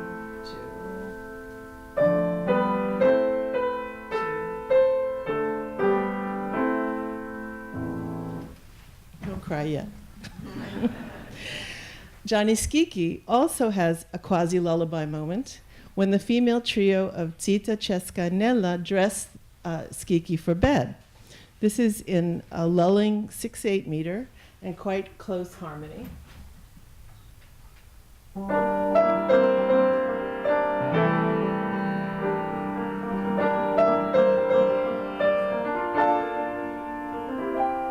can hear it, right? 1, 2, 3, 1, 2. The Trittico's main female protagonists, Giorgetta and Angelica, are alike not only in their final request for forgiveness, but because they are both mothers who have lost sons. It was the death of Giorgetta's child, a boy named Georges in the play, that has made her life on the houseboat so suffocatingly unendurable. It led to her alienation from her husband and ultimately to adultery. In Gianni Schicchi, a farcical look at feigned familial love, this tragic image is turned completely on its head. The triptych thus finishes not with a mother losing a son, but with a father saving or helping a daughter. In sum, these three operas all deal with familial, especially parental love, either furtive, forthright, or fraudulent. But does that explain really how the drama and the comedy work together? Puccini has shown us in these works how close comedy and tragedy really are. After Suor Angelica is over, when the nun has reunited miraculously with her son in heaven, if it's actually staged according to the composer's wishes, which it should be, always, according to me, many audience members, including myself, are completely in tears. But this is soon followed by Schicchi's joyous opening. Then, using nothing but the musical device of tempo or speed, Puccini turns laughter back into tears, or at least a mock lament. So I am going to sing a little bit. So it goes da da da da da da dee. This is a kind of a little two-note da da da da, is like an appoggiatura figure, but when it slows down, it stops being laughter and becomes lament. Da da da da, and it slows down. It slows down by more than half.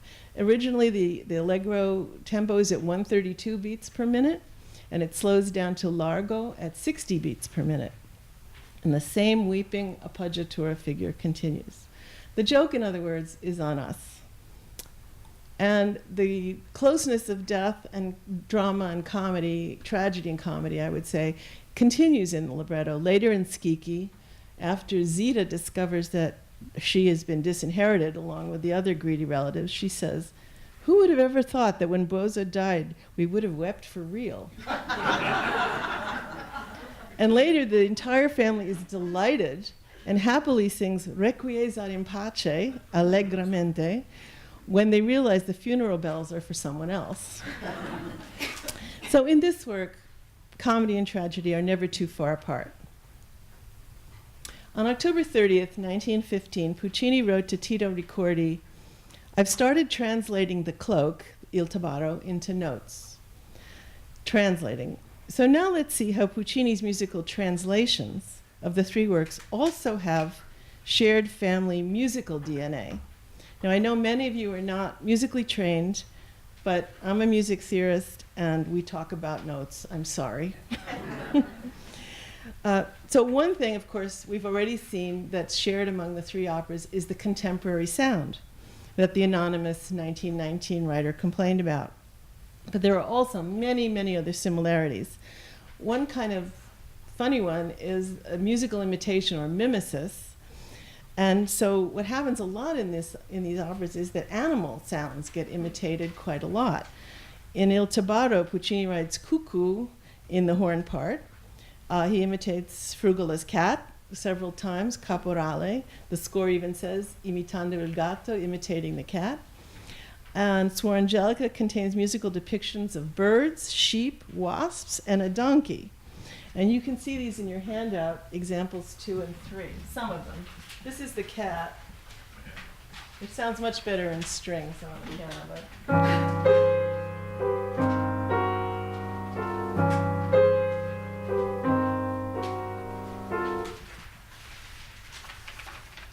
And example 3 is the donkey.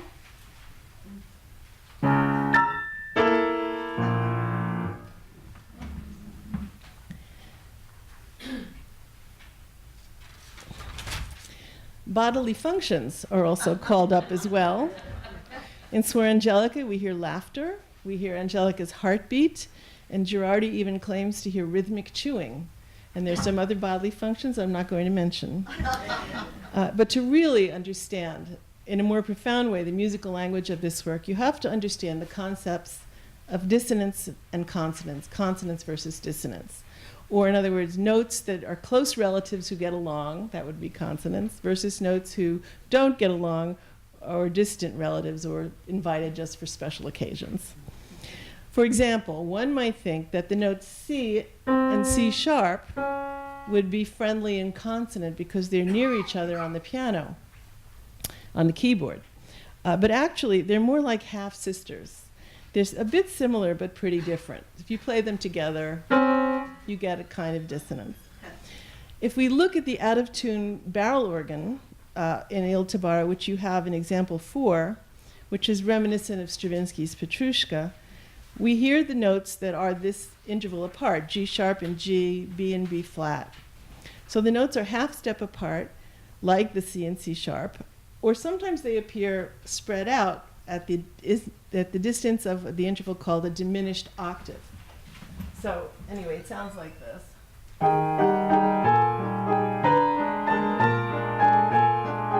You get the idea. Clashing. So these notes are meant to be funny, right? The barrel organ is out of tune, but the same musical interval is heard later in the work, which you have in example 5, during Giorgetta and Luigi's love duet.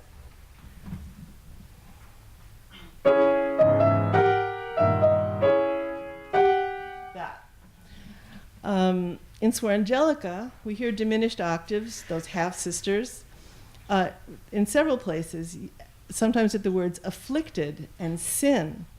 There are diminished octaves between G sharp and G and D sharp and D. If look at example 6, you can hear them.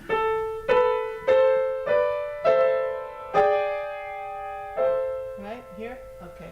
And the second example.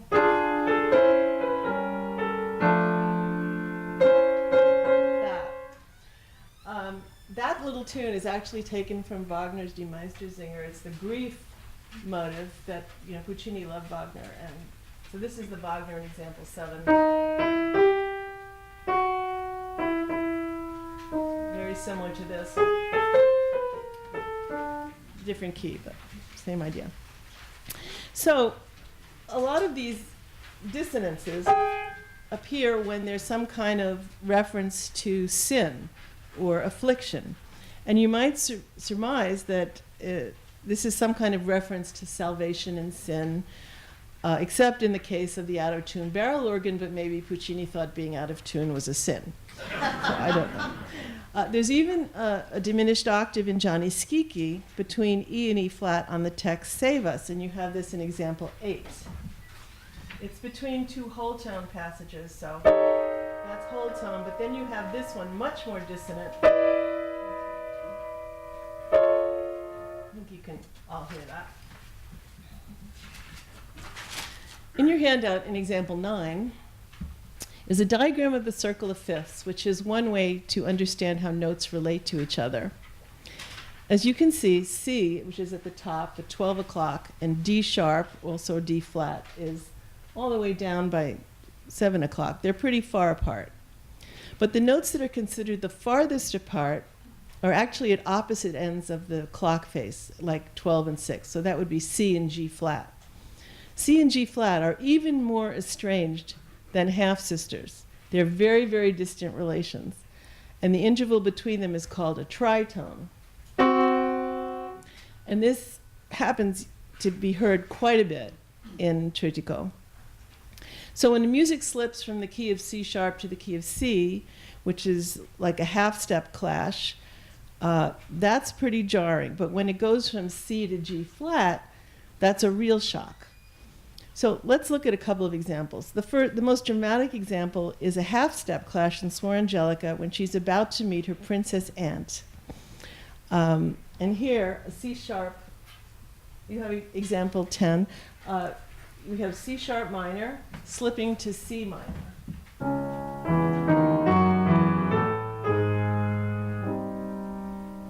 So the contrast is very jarring. Then later in example 11, in Il Tabarro, you hear a simultaneous half-step relation. When a trumpet is playing, and we heard this on the Tito Gobbi tape a little bit ago, the trumpet is playing in B-flat major, but his inner world is in A minor, so it's A and B-flat, which are only half-step apart, and that sounds a bit like this.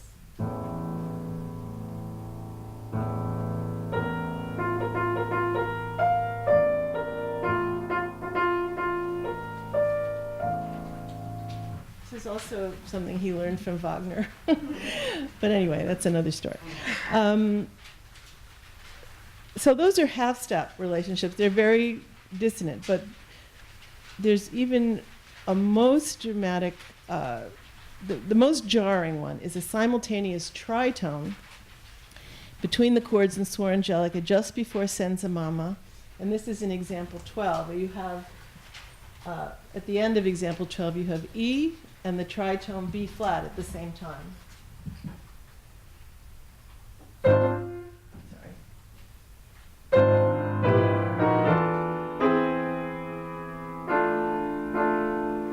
Now here's E, B flat.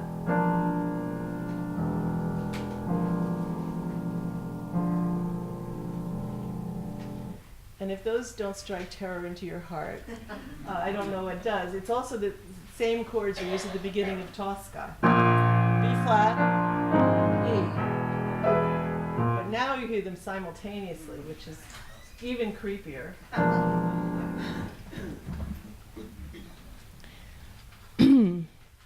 These are not just wrong notes or unresolved notes, as Puccini's contemporary Settaccioli has written. Something more profound is going on. For example, the deeper half-step struggle happens in Gianni Schicchi between C and C sharp or D flat, which becomes apparent at the end of the opera. And Helen Greenwald has written a lot about this. This affects, however, how we understand the entire tripartite work. So at the end of Gianni Schicchi, after the dirty deed is done, the notary leaves with the false will, and that's accompanied by pure C major. The voices in the family erupt on C, on unison Cs, and then it does a little chromatic thing and then comes back to C. So I'm going to play a little bit of that.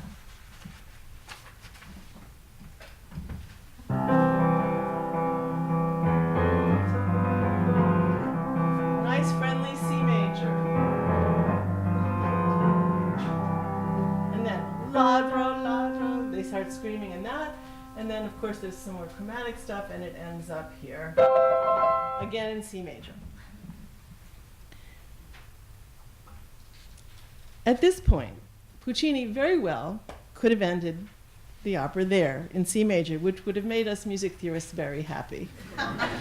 Because Tabarro ends in C, C minor, Suor Angelica ends in C major, and wouldn't it have been nice and neat for Gianni Schicchi to end in C as well? But he picks G flat, the farthest point, the most distant relative that becomes the eventual tonic. And it's pitch class C sharp and D flat that come towards the end that act as a dominant of G flat. So let me just play the very ending.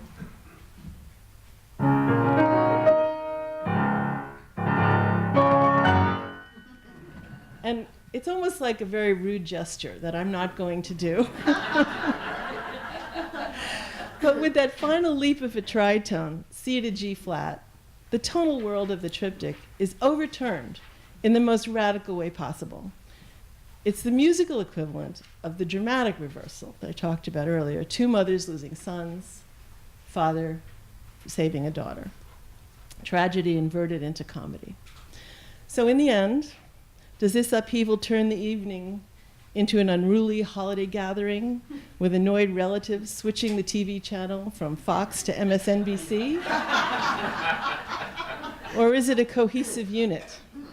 Perhaps the character Luigi has the answer when he says simply, "Siete tutti una famiglia." Thank you.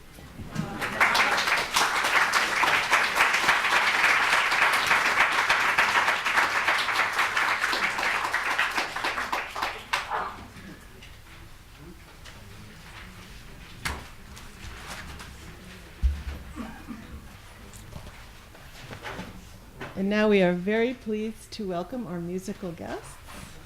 Just need 1 second to set up.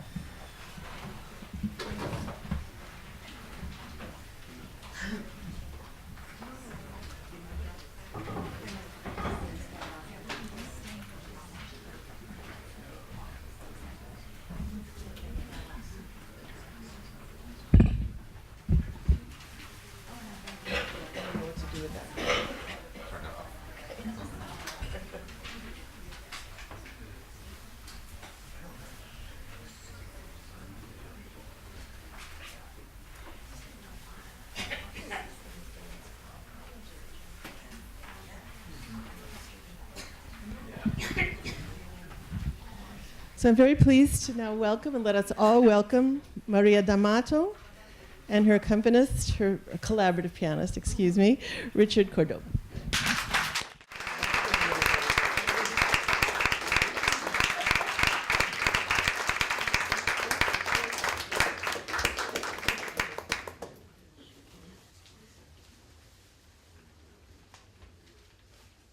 So we'll first start with Senza Mamma from Sforzano.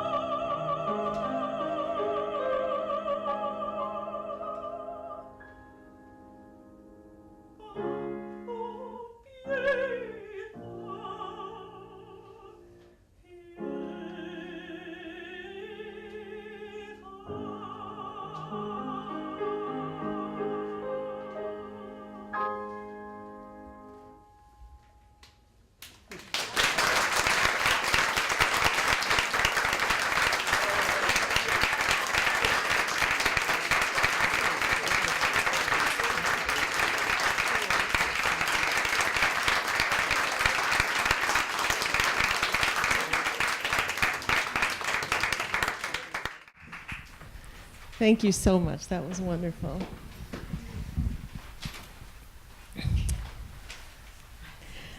And now we're ready to return to our speakers. Our next speaker is Cori Ellison, who, among her other incredible accomplishments, did the Met titles for Trittico.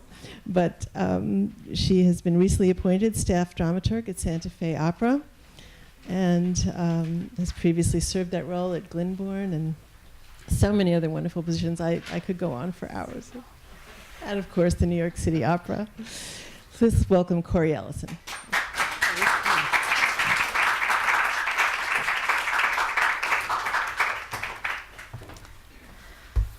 So, Mr. Motto, will we be hearing you in Suor Angelica this evening? Oh, she'll be the one in the black and white costume.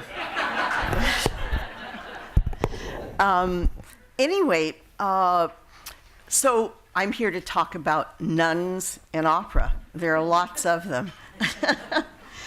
In the final scene of Mozart's Don Giovanni, Donna Elvira announces that she's going to live out her days in a convent, presumably in search of the peace and calm and safety which had so far eluded her at the hands of Don Giovanni. Well, if she had seen any other operas about the lives of nuns, she might have chosen to go to Disneyland instead. In 1790, just 3 years after Mozart created his Donna Elvira, the French composer Henri Montan-Berton, who lived from 1767 to 1844, scored his first operatic hit with Les Rigueurs du Cloître, the rigors of the cloister. In his fascinating paper entitled None of the Above, Changing Attitudes Towards Roman Catholic Nuns in Opera 1790 through 1990, Professor Eric Street of the University of Dayton cites the wave of anti-clericalism stoked by the French Revolution as the main inspiration for Berton's tale of a beautiful young nun, Lucille, whose love letters from a handsome young count are intercepted by her nasty old mother superior, who just happens to be the sister of Louis XVI. Poor Lucille is just about to be entombed alive by the Mother Superior when her beloved Count arrives with a radical retinue crying, "Liberté!" Berton's opera is sometimes cited as the first in the tradition of French rescue operas, which ultimately yielded Beethoven's Fidelio. Also, it was quite likely the work that spawned a long lineage of operatic nuns reaching well into the 20th century and beyond. Of course, in the 20th century, after Freud, no nun opera seemed complete without a scene of hysteria, exemplified in such works as Paul Hindemith's Sancta Susanna of 1922, depicting the descent of a nunnery into sexual frenzy, Sergei Prokofiev's The Fiery Angel, posthumously premiered in 1955, featuring a similar scene, and The Devils of Loudun of 1969, Krzysztof Penderecki's historically based drama of demonic possession and exorcism. The lineage of operatic nuns still seems alive and well today, with such heroines as the saintly but profoundly human real-life American nun, Sister Helen Préjean, in Jake Heggie and Terrence McNally's Dead Man Walking of 2000, and the terrifying Sister Aloysius in Douglas Cuomo's Doubt of 2013, with a libretto by John Patrick Shanley based on his similarly titled play and film. Surveying this long tradition of convent-based operas, it's not hard to notice that the vast majority of their nun protagonists often behave in decidedly un-nun-like fashion, which segues neatly into the hypothesis of my talk today, which is that the plot engines of these nun operas are almost always some sort of crisis of faith, which their heroines most often express in music that differs sharply from that of their quote-unquote normal sisters. To put it another way, how do you solve a problem like Maria?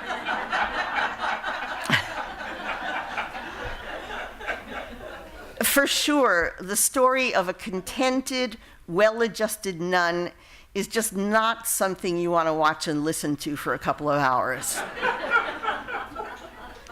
So, back to post-revolutionary France, where the tension between rebellious anti-clericalism and tenacious old piety, topped with a healthy dollop of sex, yielded a heady and inimitable French brew which rears its head even in comedy.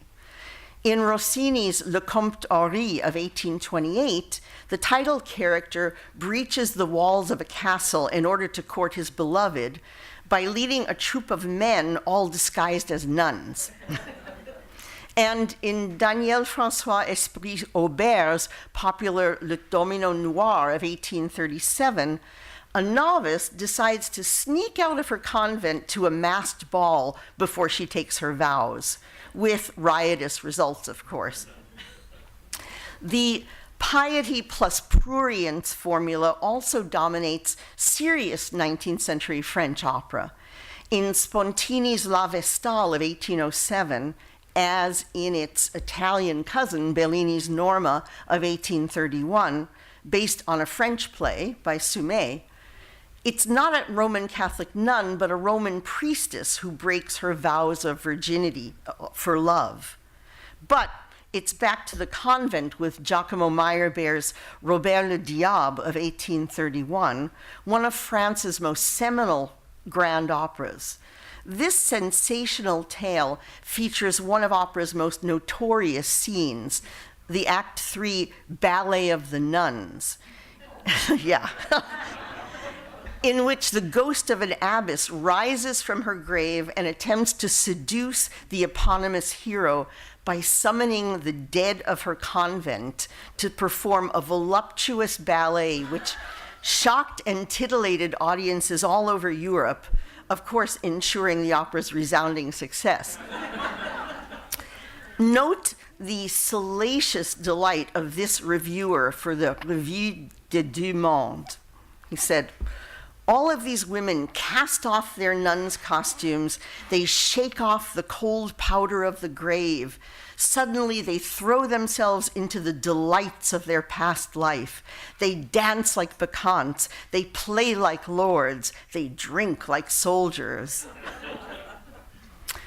Later in the 19th century, both Jules Massenet, sometimes called the French Puccini, and Puccini himself painted very different but complementary portraits of Abbé Prévost's sensational heroine Manon Lescaut, who never quite gets to the convent to which she's being sent.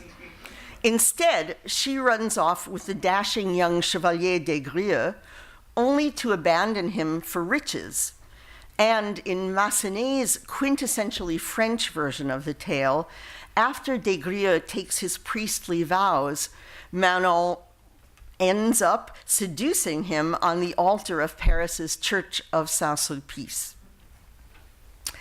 In his previously cited essay, Professor Eric Street observes that things shifted somewhat in the second half of the 19th century when a steep rise in admissions to convents generated a gaggle of operas that now portrayed cloistered life with great reverence, sometimes to a saccharine extreme, and almost always relying heavily on the Virgin Mary. Massenet played this side of the coin too, as well, in his once very popular 1902 opera Le Jongleur de Notre Dame, in which a humble male juggler offers his only gift, the only gift that he can, juggling, before a statue of the Virgin Mary, which comes to life, blesses him, and beckons him to follow her to heaven. Does this start to sound a little familiar? Then there's André Messager's Béatrice of 1914, which takes place at a convent boasting You guessed it, a miraculous statue of the Virgin Mary. The devout nun Beatrice has taken the veil in exchange for the healing of a mortally ill young man, Lorenzo. One day, Sister Beatrice, in her convent, is abducted by this same Lorenzo and becomes his mistress, until she discovers him with another woman, loses her mind, and offers herself to all of his companions. She eventually becomes a prostitute, but when two local fishermen fight to the death over her, Beatrice returns to her convent, penitent. Now, you wouldn't be unreasonable to expect that she might not be accepted back. But miraculously, her long absence hasn't even been noticed.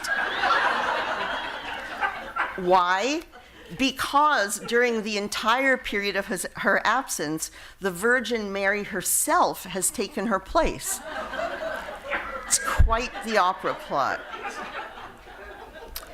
Well, just 3 years after Messager's Beatrice, her sister, Suor Angelica, was born. And though set in Puccini's native Tuscany and owing something, as others today have observed, to his Augustinian nun, Sister Eugenia, I would like to suggest that Suor Angelica is very much indebted to this French lineage of nun operas, if you will. And though it's ostensibly a 20th century opera, Puccini's Suor Angelica arises directly from that late 19th century French strain of sentimental depictions of nuns and convent life, complete with a penitent heroine and a miracle wrought by the Virgin Mary. Briefly, here's a reminder of my earlier statement about the nun heroines who express themselves in music that contrasts sharply with that of their normal sisters. And I'm going to ask our technical director, Julian Sachs, to help us out here with this excerpt from Suor Angelica.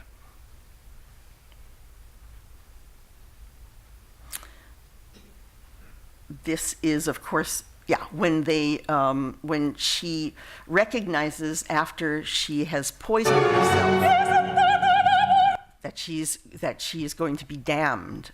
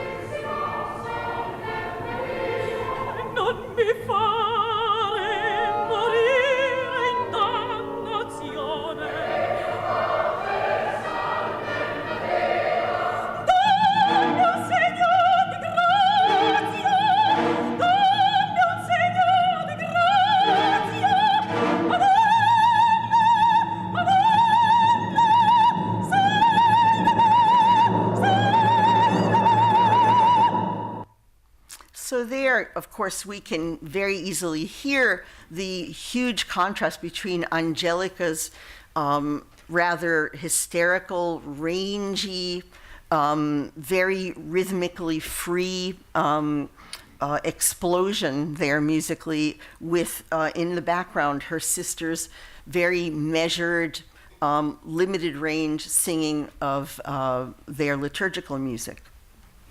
Well, in 1957, Francis Poulenc's Dialogue des Carmélites appeared as a unique addition to the operatic canon of convent operas. Set during the French Revolution, it seems to bookend Berton's 18th century Les Rigueurs du Cloître. But unlike almost every other opera about nuns, it offers up a serious discussion of religion and divine grace and the difficulty and uncertain rewards of virtue. Still, its sisters also meet a sad end. Opera seems to love depicting the convent, this enclave of incorruptible virtue, yet it always seems compelled to corrupt or destroy it, notwithstanding the supernatural glory in the finales. Thank you very much.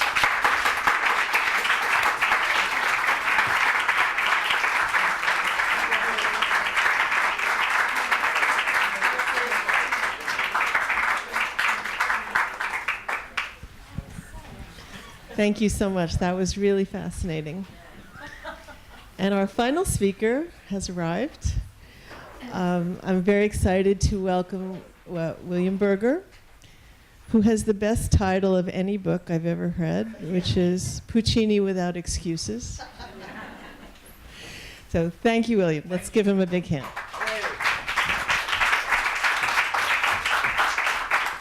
Thank you all. Thank you for being here. Thank you for asking me here. I am not a musicologist. I spent my college years reading Dante.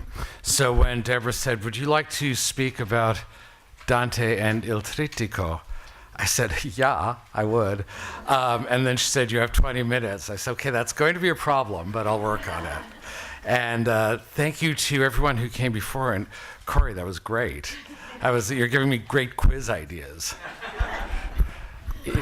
Inconstant nuns in opera. And yeah, a lot of good ideas there. In fact, a lot of my rough work has been done by the speakers who came before me in pointing out aspects of Il Trittico. And the Divine Comedy of Dante it's incontrovertibly present in Il Trittico. There's no question. The question is how much. Well, I'll get to what there is in a moment. But two of the premier Puccini scholars, whose work I love deeply, Mosco Karner and Julian Budden, disagreed on how much of Dante was in there, or how much we needed to think about Dante when we approach Il Trittico. And basically, Karner said a whole lot, and Budden said not so much, and Karner was exaggerating. And basically, Karner was right and Budden was wrong. So I know, I'm saying Budden was wrong, like, what? How can you say that? But yeah, in this case he was, for whatever reasons and predispositions of their own. But rather than take this time to prove that Karner was right and Budden wrong, as fun as that would be for me, I'm going to take another approach and just say, let's see what we can learn about Il Trittico. How can we have a deeper experience of Il Trittico by applying what Dante there is, and there certainly is some, in the opera, without, for now, concerning ourselves with what Puccini and... I had always said Forzano, and then somebody told me it was Forzano. It's Forzano. Okay, I know Forzano would make it a verb, but my name's a verb, so whatever. Well, whatever Puccini and Forzano intended, but rather what they accomplished with this. And I think a whole lot of crazy, interesting stuff comes tumbling out, a lot of which was presaged by what was said before me here. Forzano said that the idea of these three-act operas being from putting together a work that was 3 one-acts going from dark to light, which we know evolved, it wasn't an original idea, but the notion of, hey, let's do this, actually came from Puccini himself. That's what Forzano said. He also said that Puccini carried a copy of the Divine Comedy around with him, which is very hard to imagine. This is not the Puccini I know, who's not theoretical that way. And also, I've never found a pocket edition of the Divine Comedy. You need a heck of a tabarro for that. But we do have a work that mirrors the Divine Comedy in its tripartite structure, from darkness to light, hell, purgatory, and Inferno, Purgatorio, Paradiso, and Paradise on top. And then we also have the point that Puccini was very, very attached to the idea of performing these three works together. He may not have called them the Trittico, and that idea came from other people and so on, but basically I like to take the approach of what do people say sneeringly about Puccini, and how do we approach what they say as wrong? Because Puccini gets a lot of non-respect from critics, and that's always a good point of entry for me to say, no, what my boss says that I'm the member of the family whose role is to say what you meant to say was, and I'm trying to turn that around on a lot of bad attitudes on Puccini. The fact that he wanted it always performed together as much as possible, even though, did Peter Clark mention this, that from the beginning, Ricordi wanted to make sure with the Metropolitan that he could perform them separately and make lots of money that way. So the Met and Ricordi were in cahoots on dismantling them, and Puccini disliked this very much. And what the critics who don't tend to give Puccini a lot of credit usually say is because he knew that Suor Angelica would be the first to be cut out because it seemed problematic for audiences at the time, and he wanted the others to sort of save it, which of course does not ring true to me. I believe that he felt, as I do, that there is much to be gained about the whole journey as one journey, as it is in Dante. There are references specifically, and quite a few, and I won't rattle them all off, but there are some interesting ones in the three operas of Il Trittico to the Divine Comedy, besides the general tone of tabarro being infernal and dark. It's grim and violent. It is also, there are a lot of references in tabarro to the undergroundness of it, not just metaphorically, but literally. You saw the sketches that it's under the city, and we have Tinka the fish and Talpa the mole and La Frugola, who's the rag picker, these creatures burrowing through the underground of the city, and a lot more. And in Suor Angelica, we have the whole idea of process and pain ending in redemption. It's the one that changes most from beginning to end in tone, as is the Purgatorio, which is the only part of the Divine Comedy where time exists. It's also the only part of the Divine Comedy where the church appears. You don't need the church in heaven, and there's no point in it in hell. It's already not there. But it is in Purgatorio, and it's in Purgatorio in a big way, and in a pageant of the church, and more on which in a moment. And in Gianni Schicchi, there are lots of,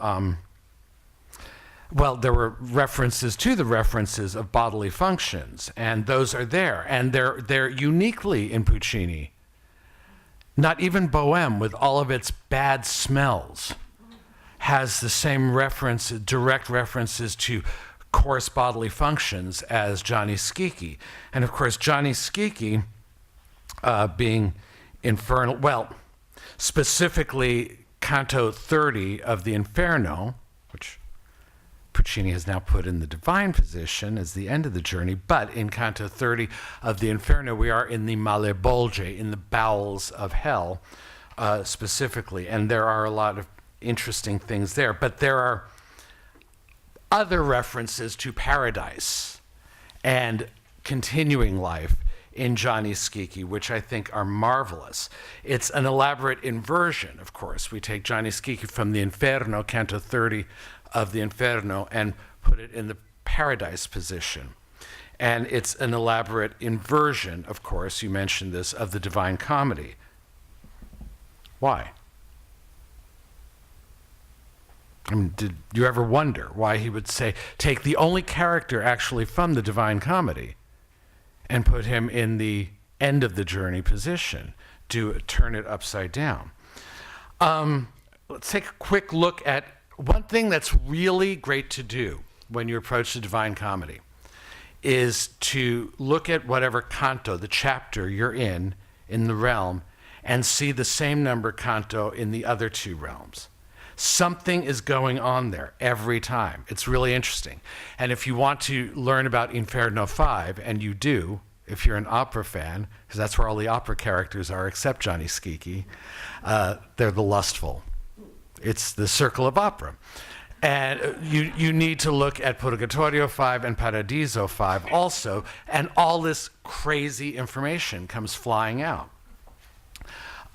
So if you look at the Canti 30, the other Canto 30s of the Divine Comedy, yes, we know we're in the Malebolge with Johnny Schicchi, and we could look at Il Tabarro as the underworld, as the modern Malebolge.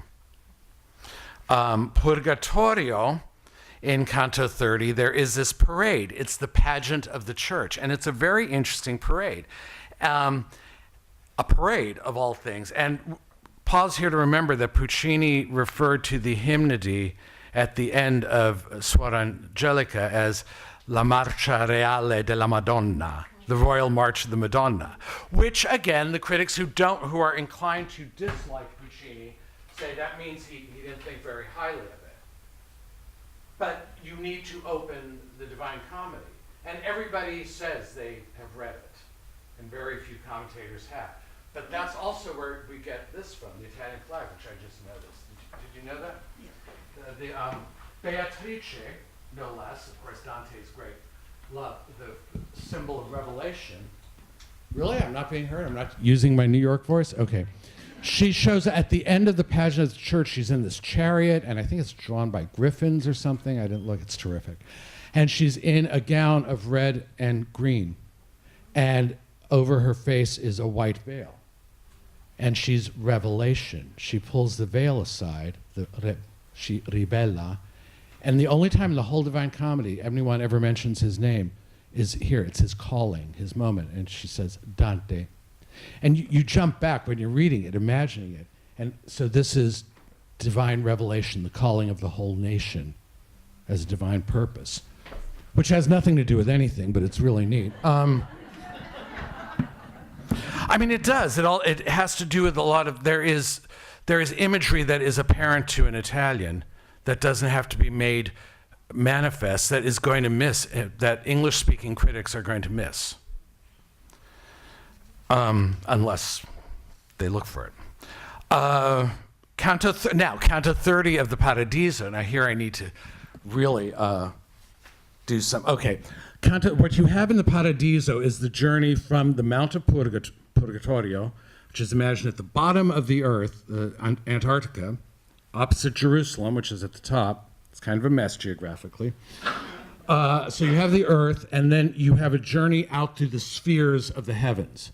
And the spheres are Earth, Earth, Moon, Mercury, Venus, the Sun, Mars, Jupiter, and Saturn. And that's all they knew. And then after Saturn, what you have is the shell that contains all of these. And that's the primum mobile, the first thing that moves with the fixed stars in it. Beyond that is pure light, God.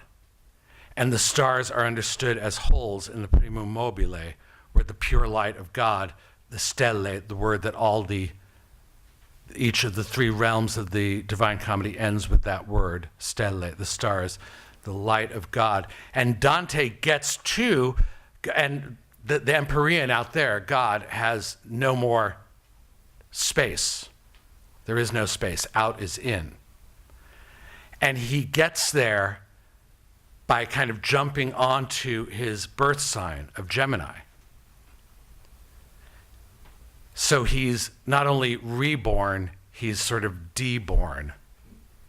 And the syntax starts reflecting this, and this is why it takes 2 years in the University of California to read the Paradiso in Italian, and it's all but untranslatable in English, because out becomes in, and up becomes down. He says at that moment that he sees all the spirits of the blessed rising like a reversed snowfall. gorgeous image.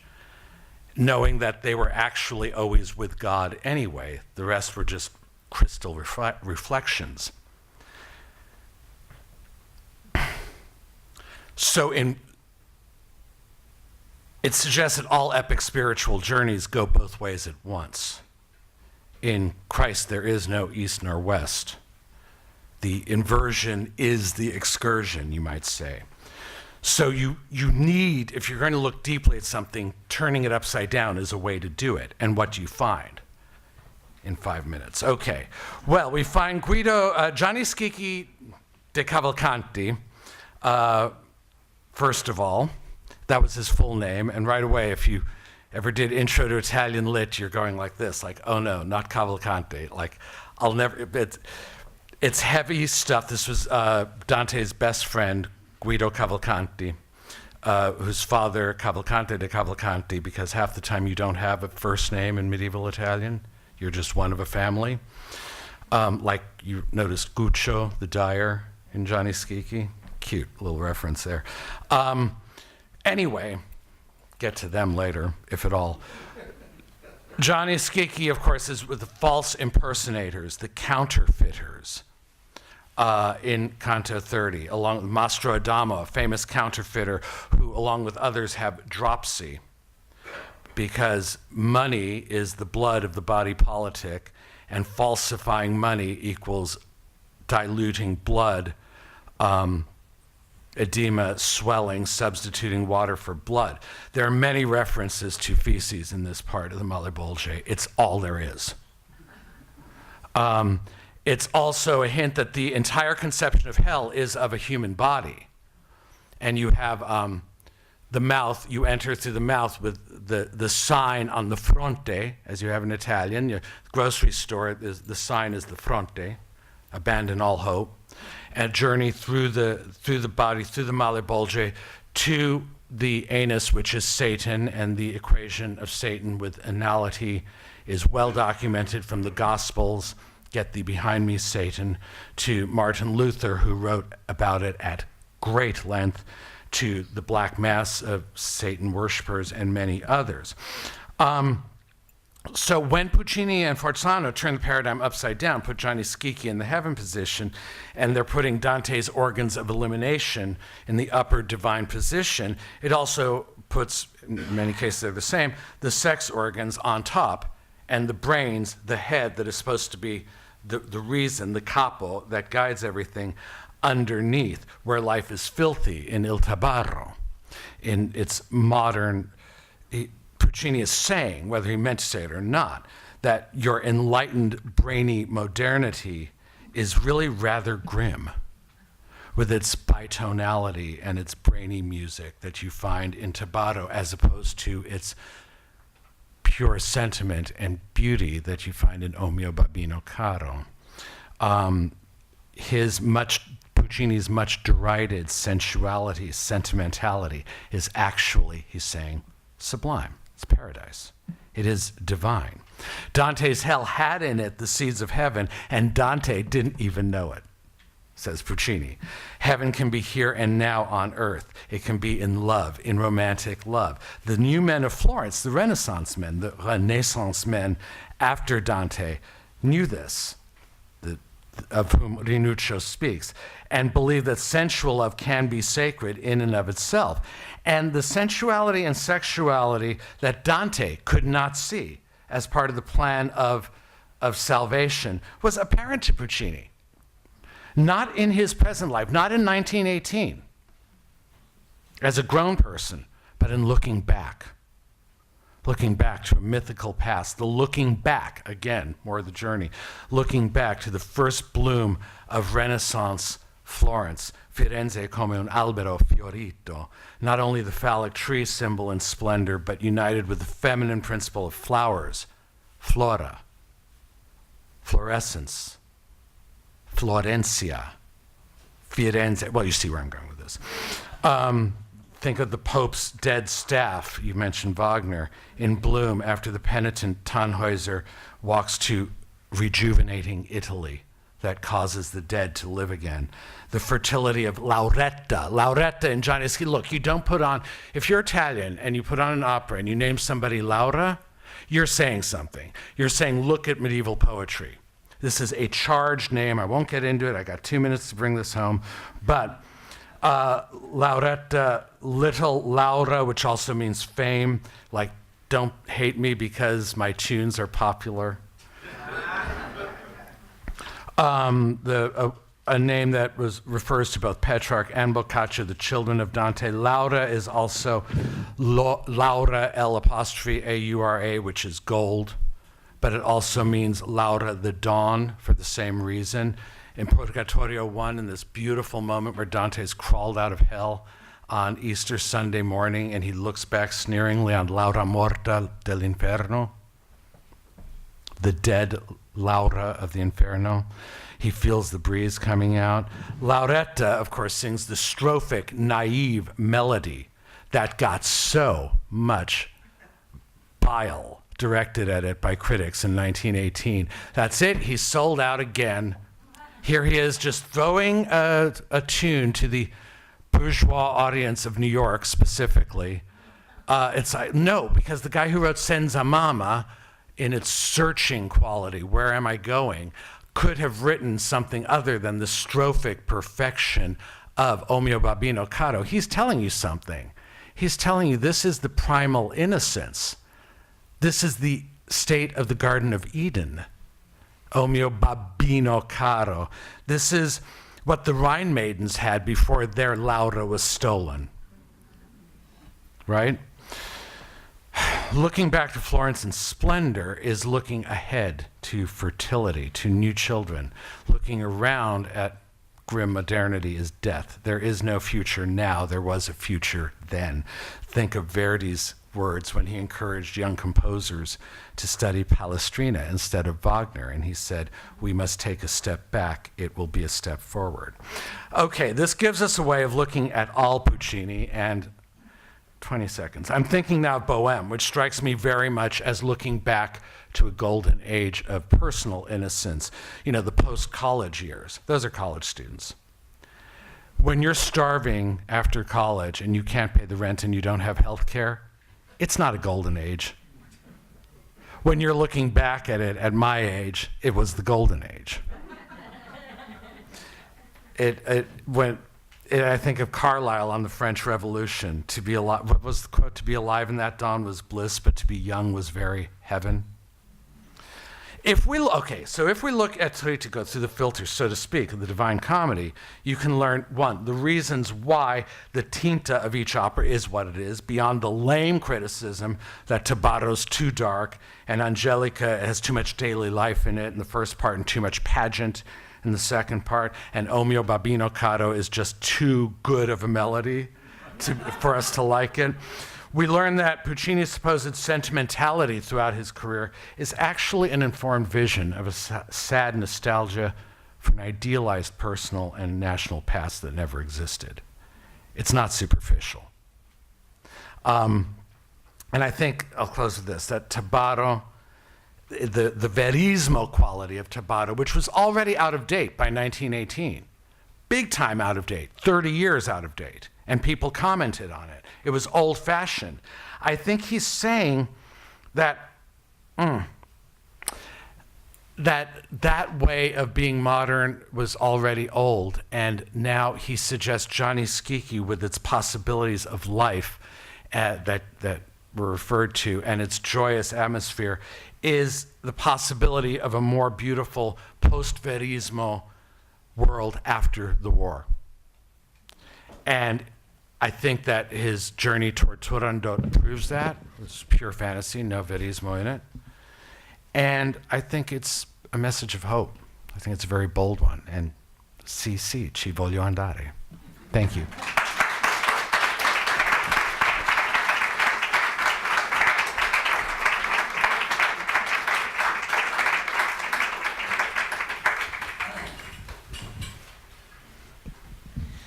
Thank you very much, William. That was wonderful. And I want to have a round of applause for all our speakers.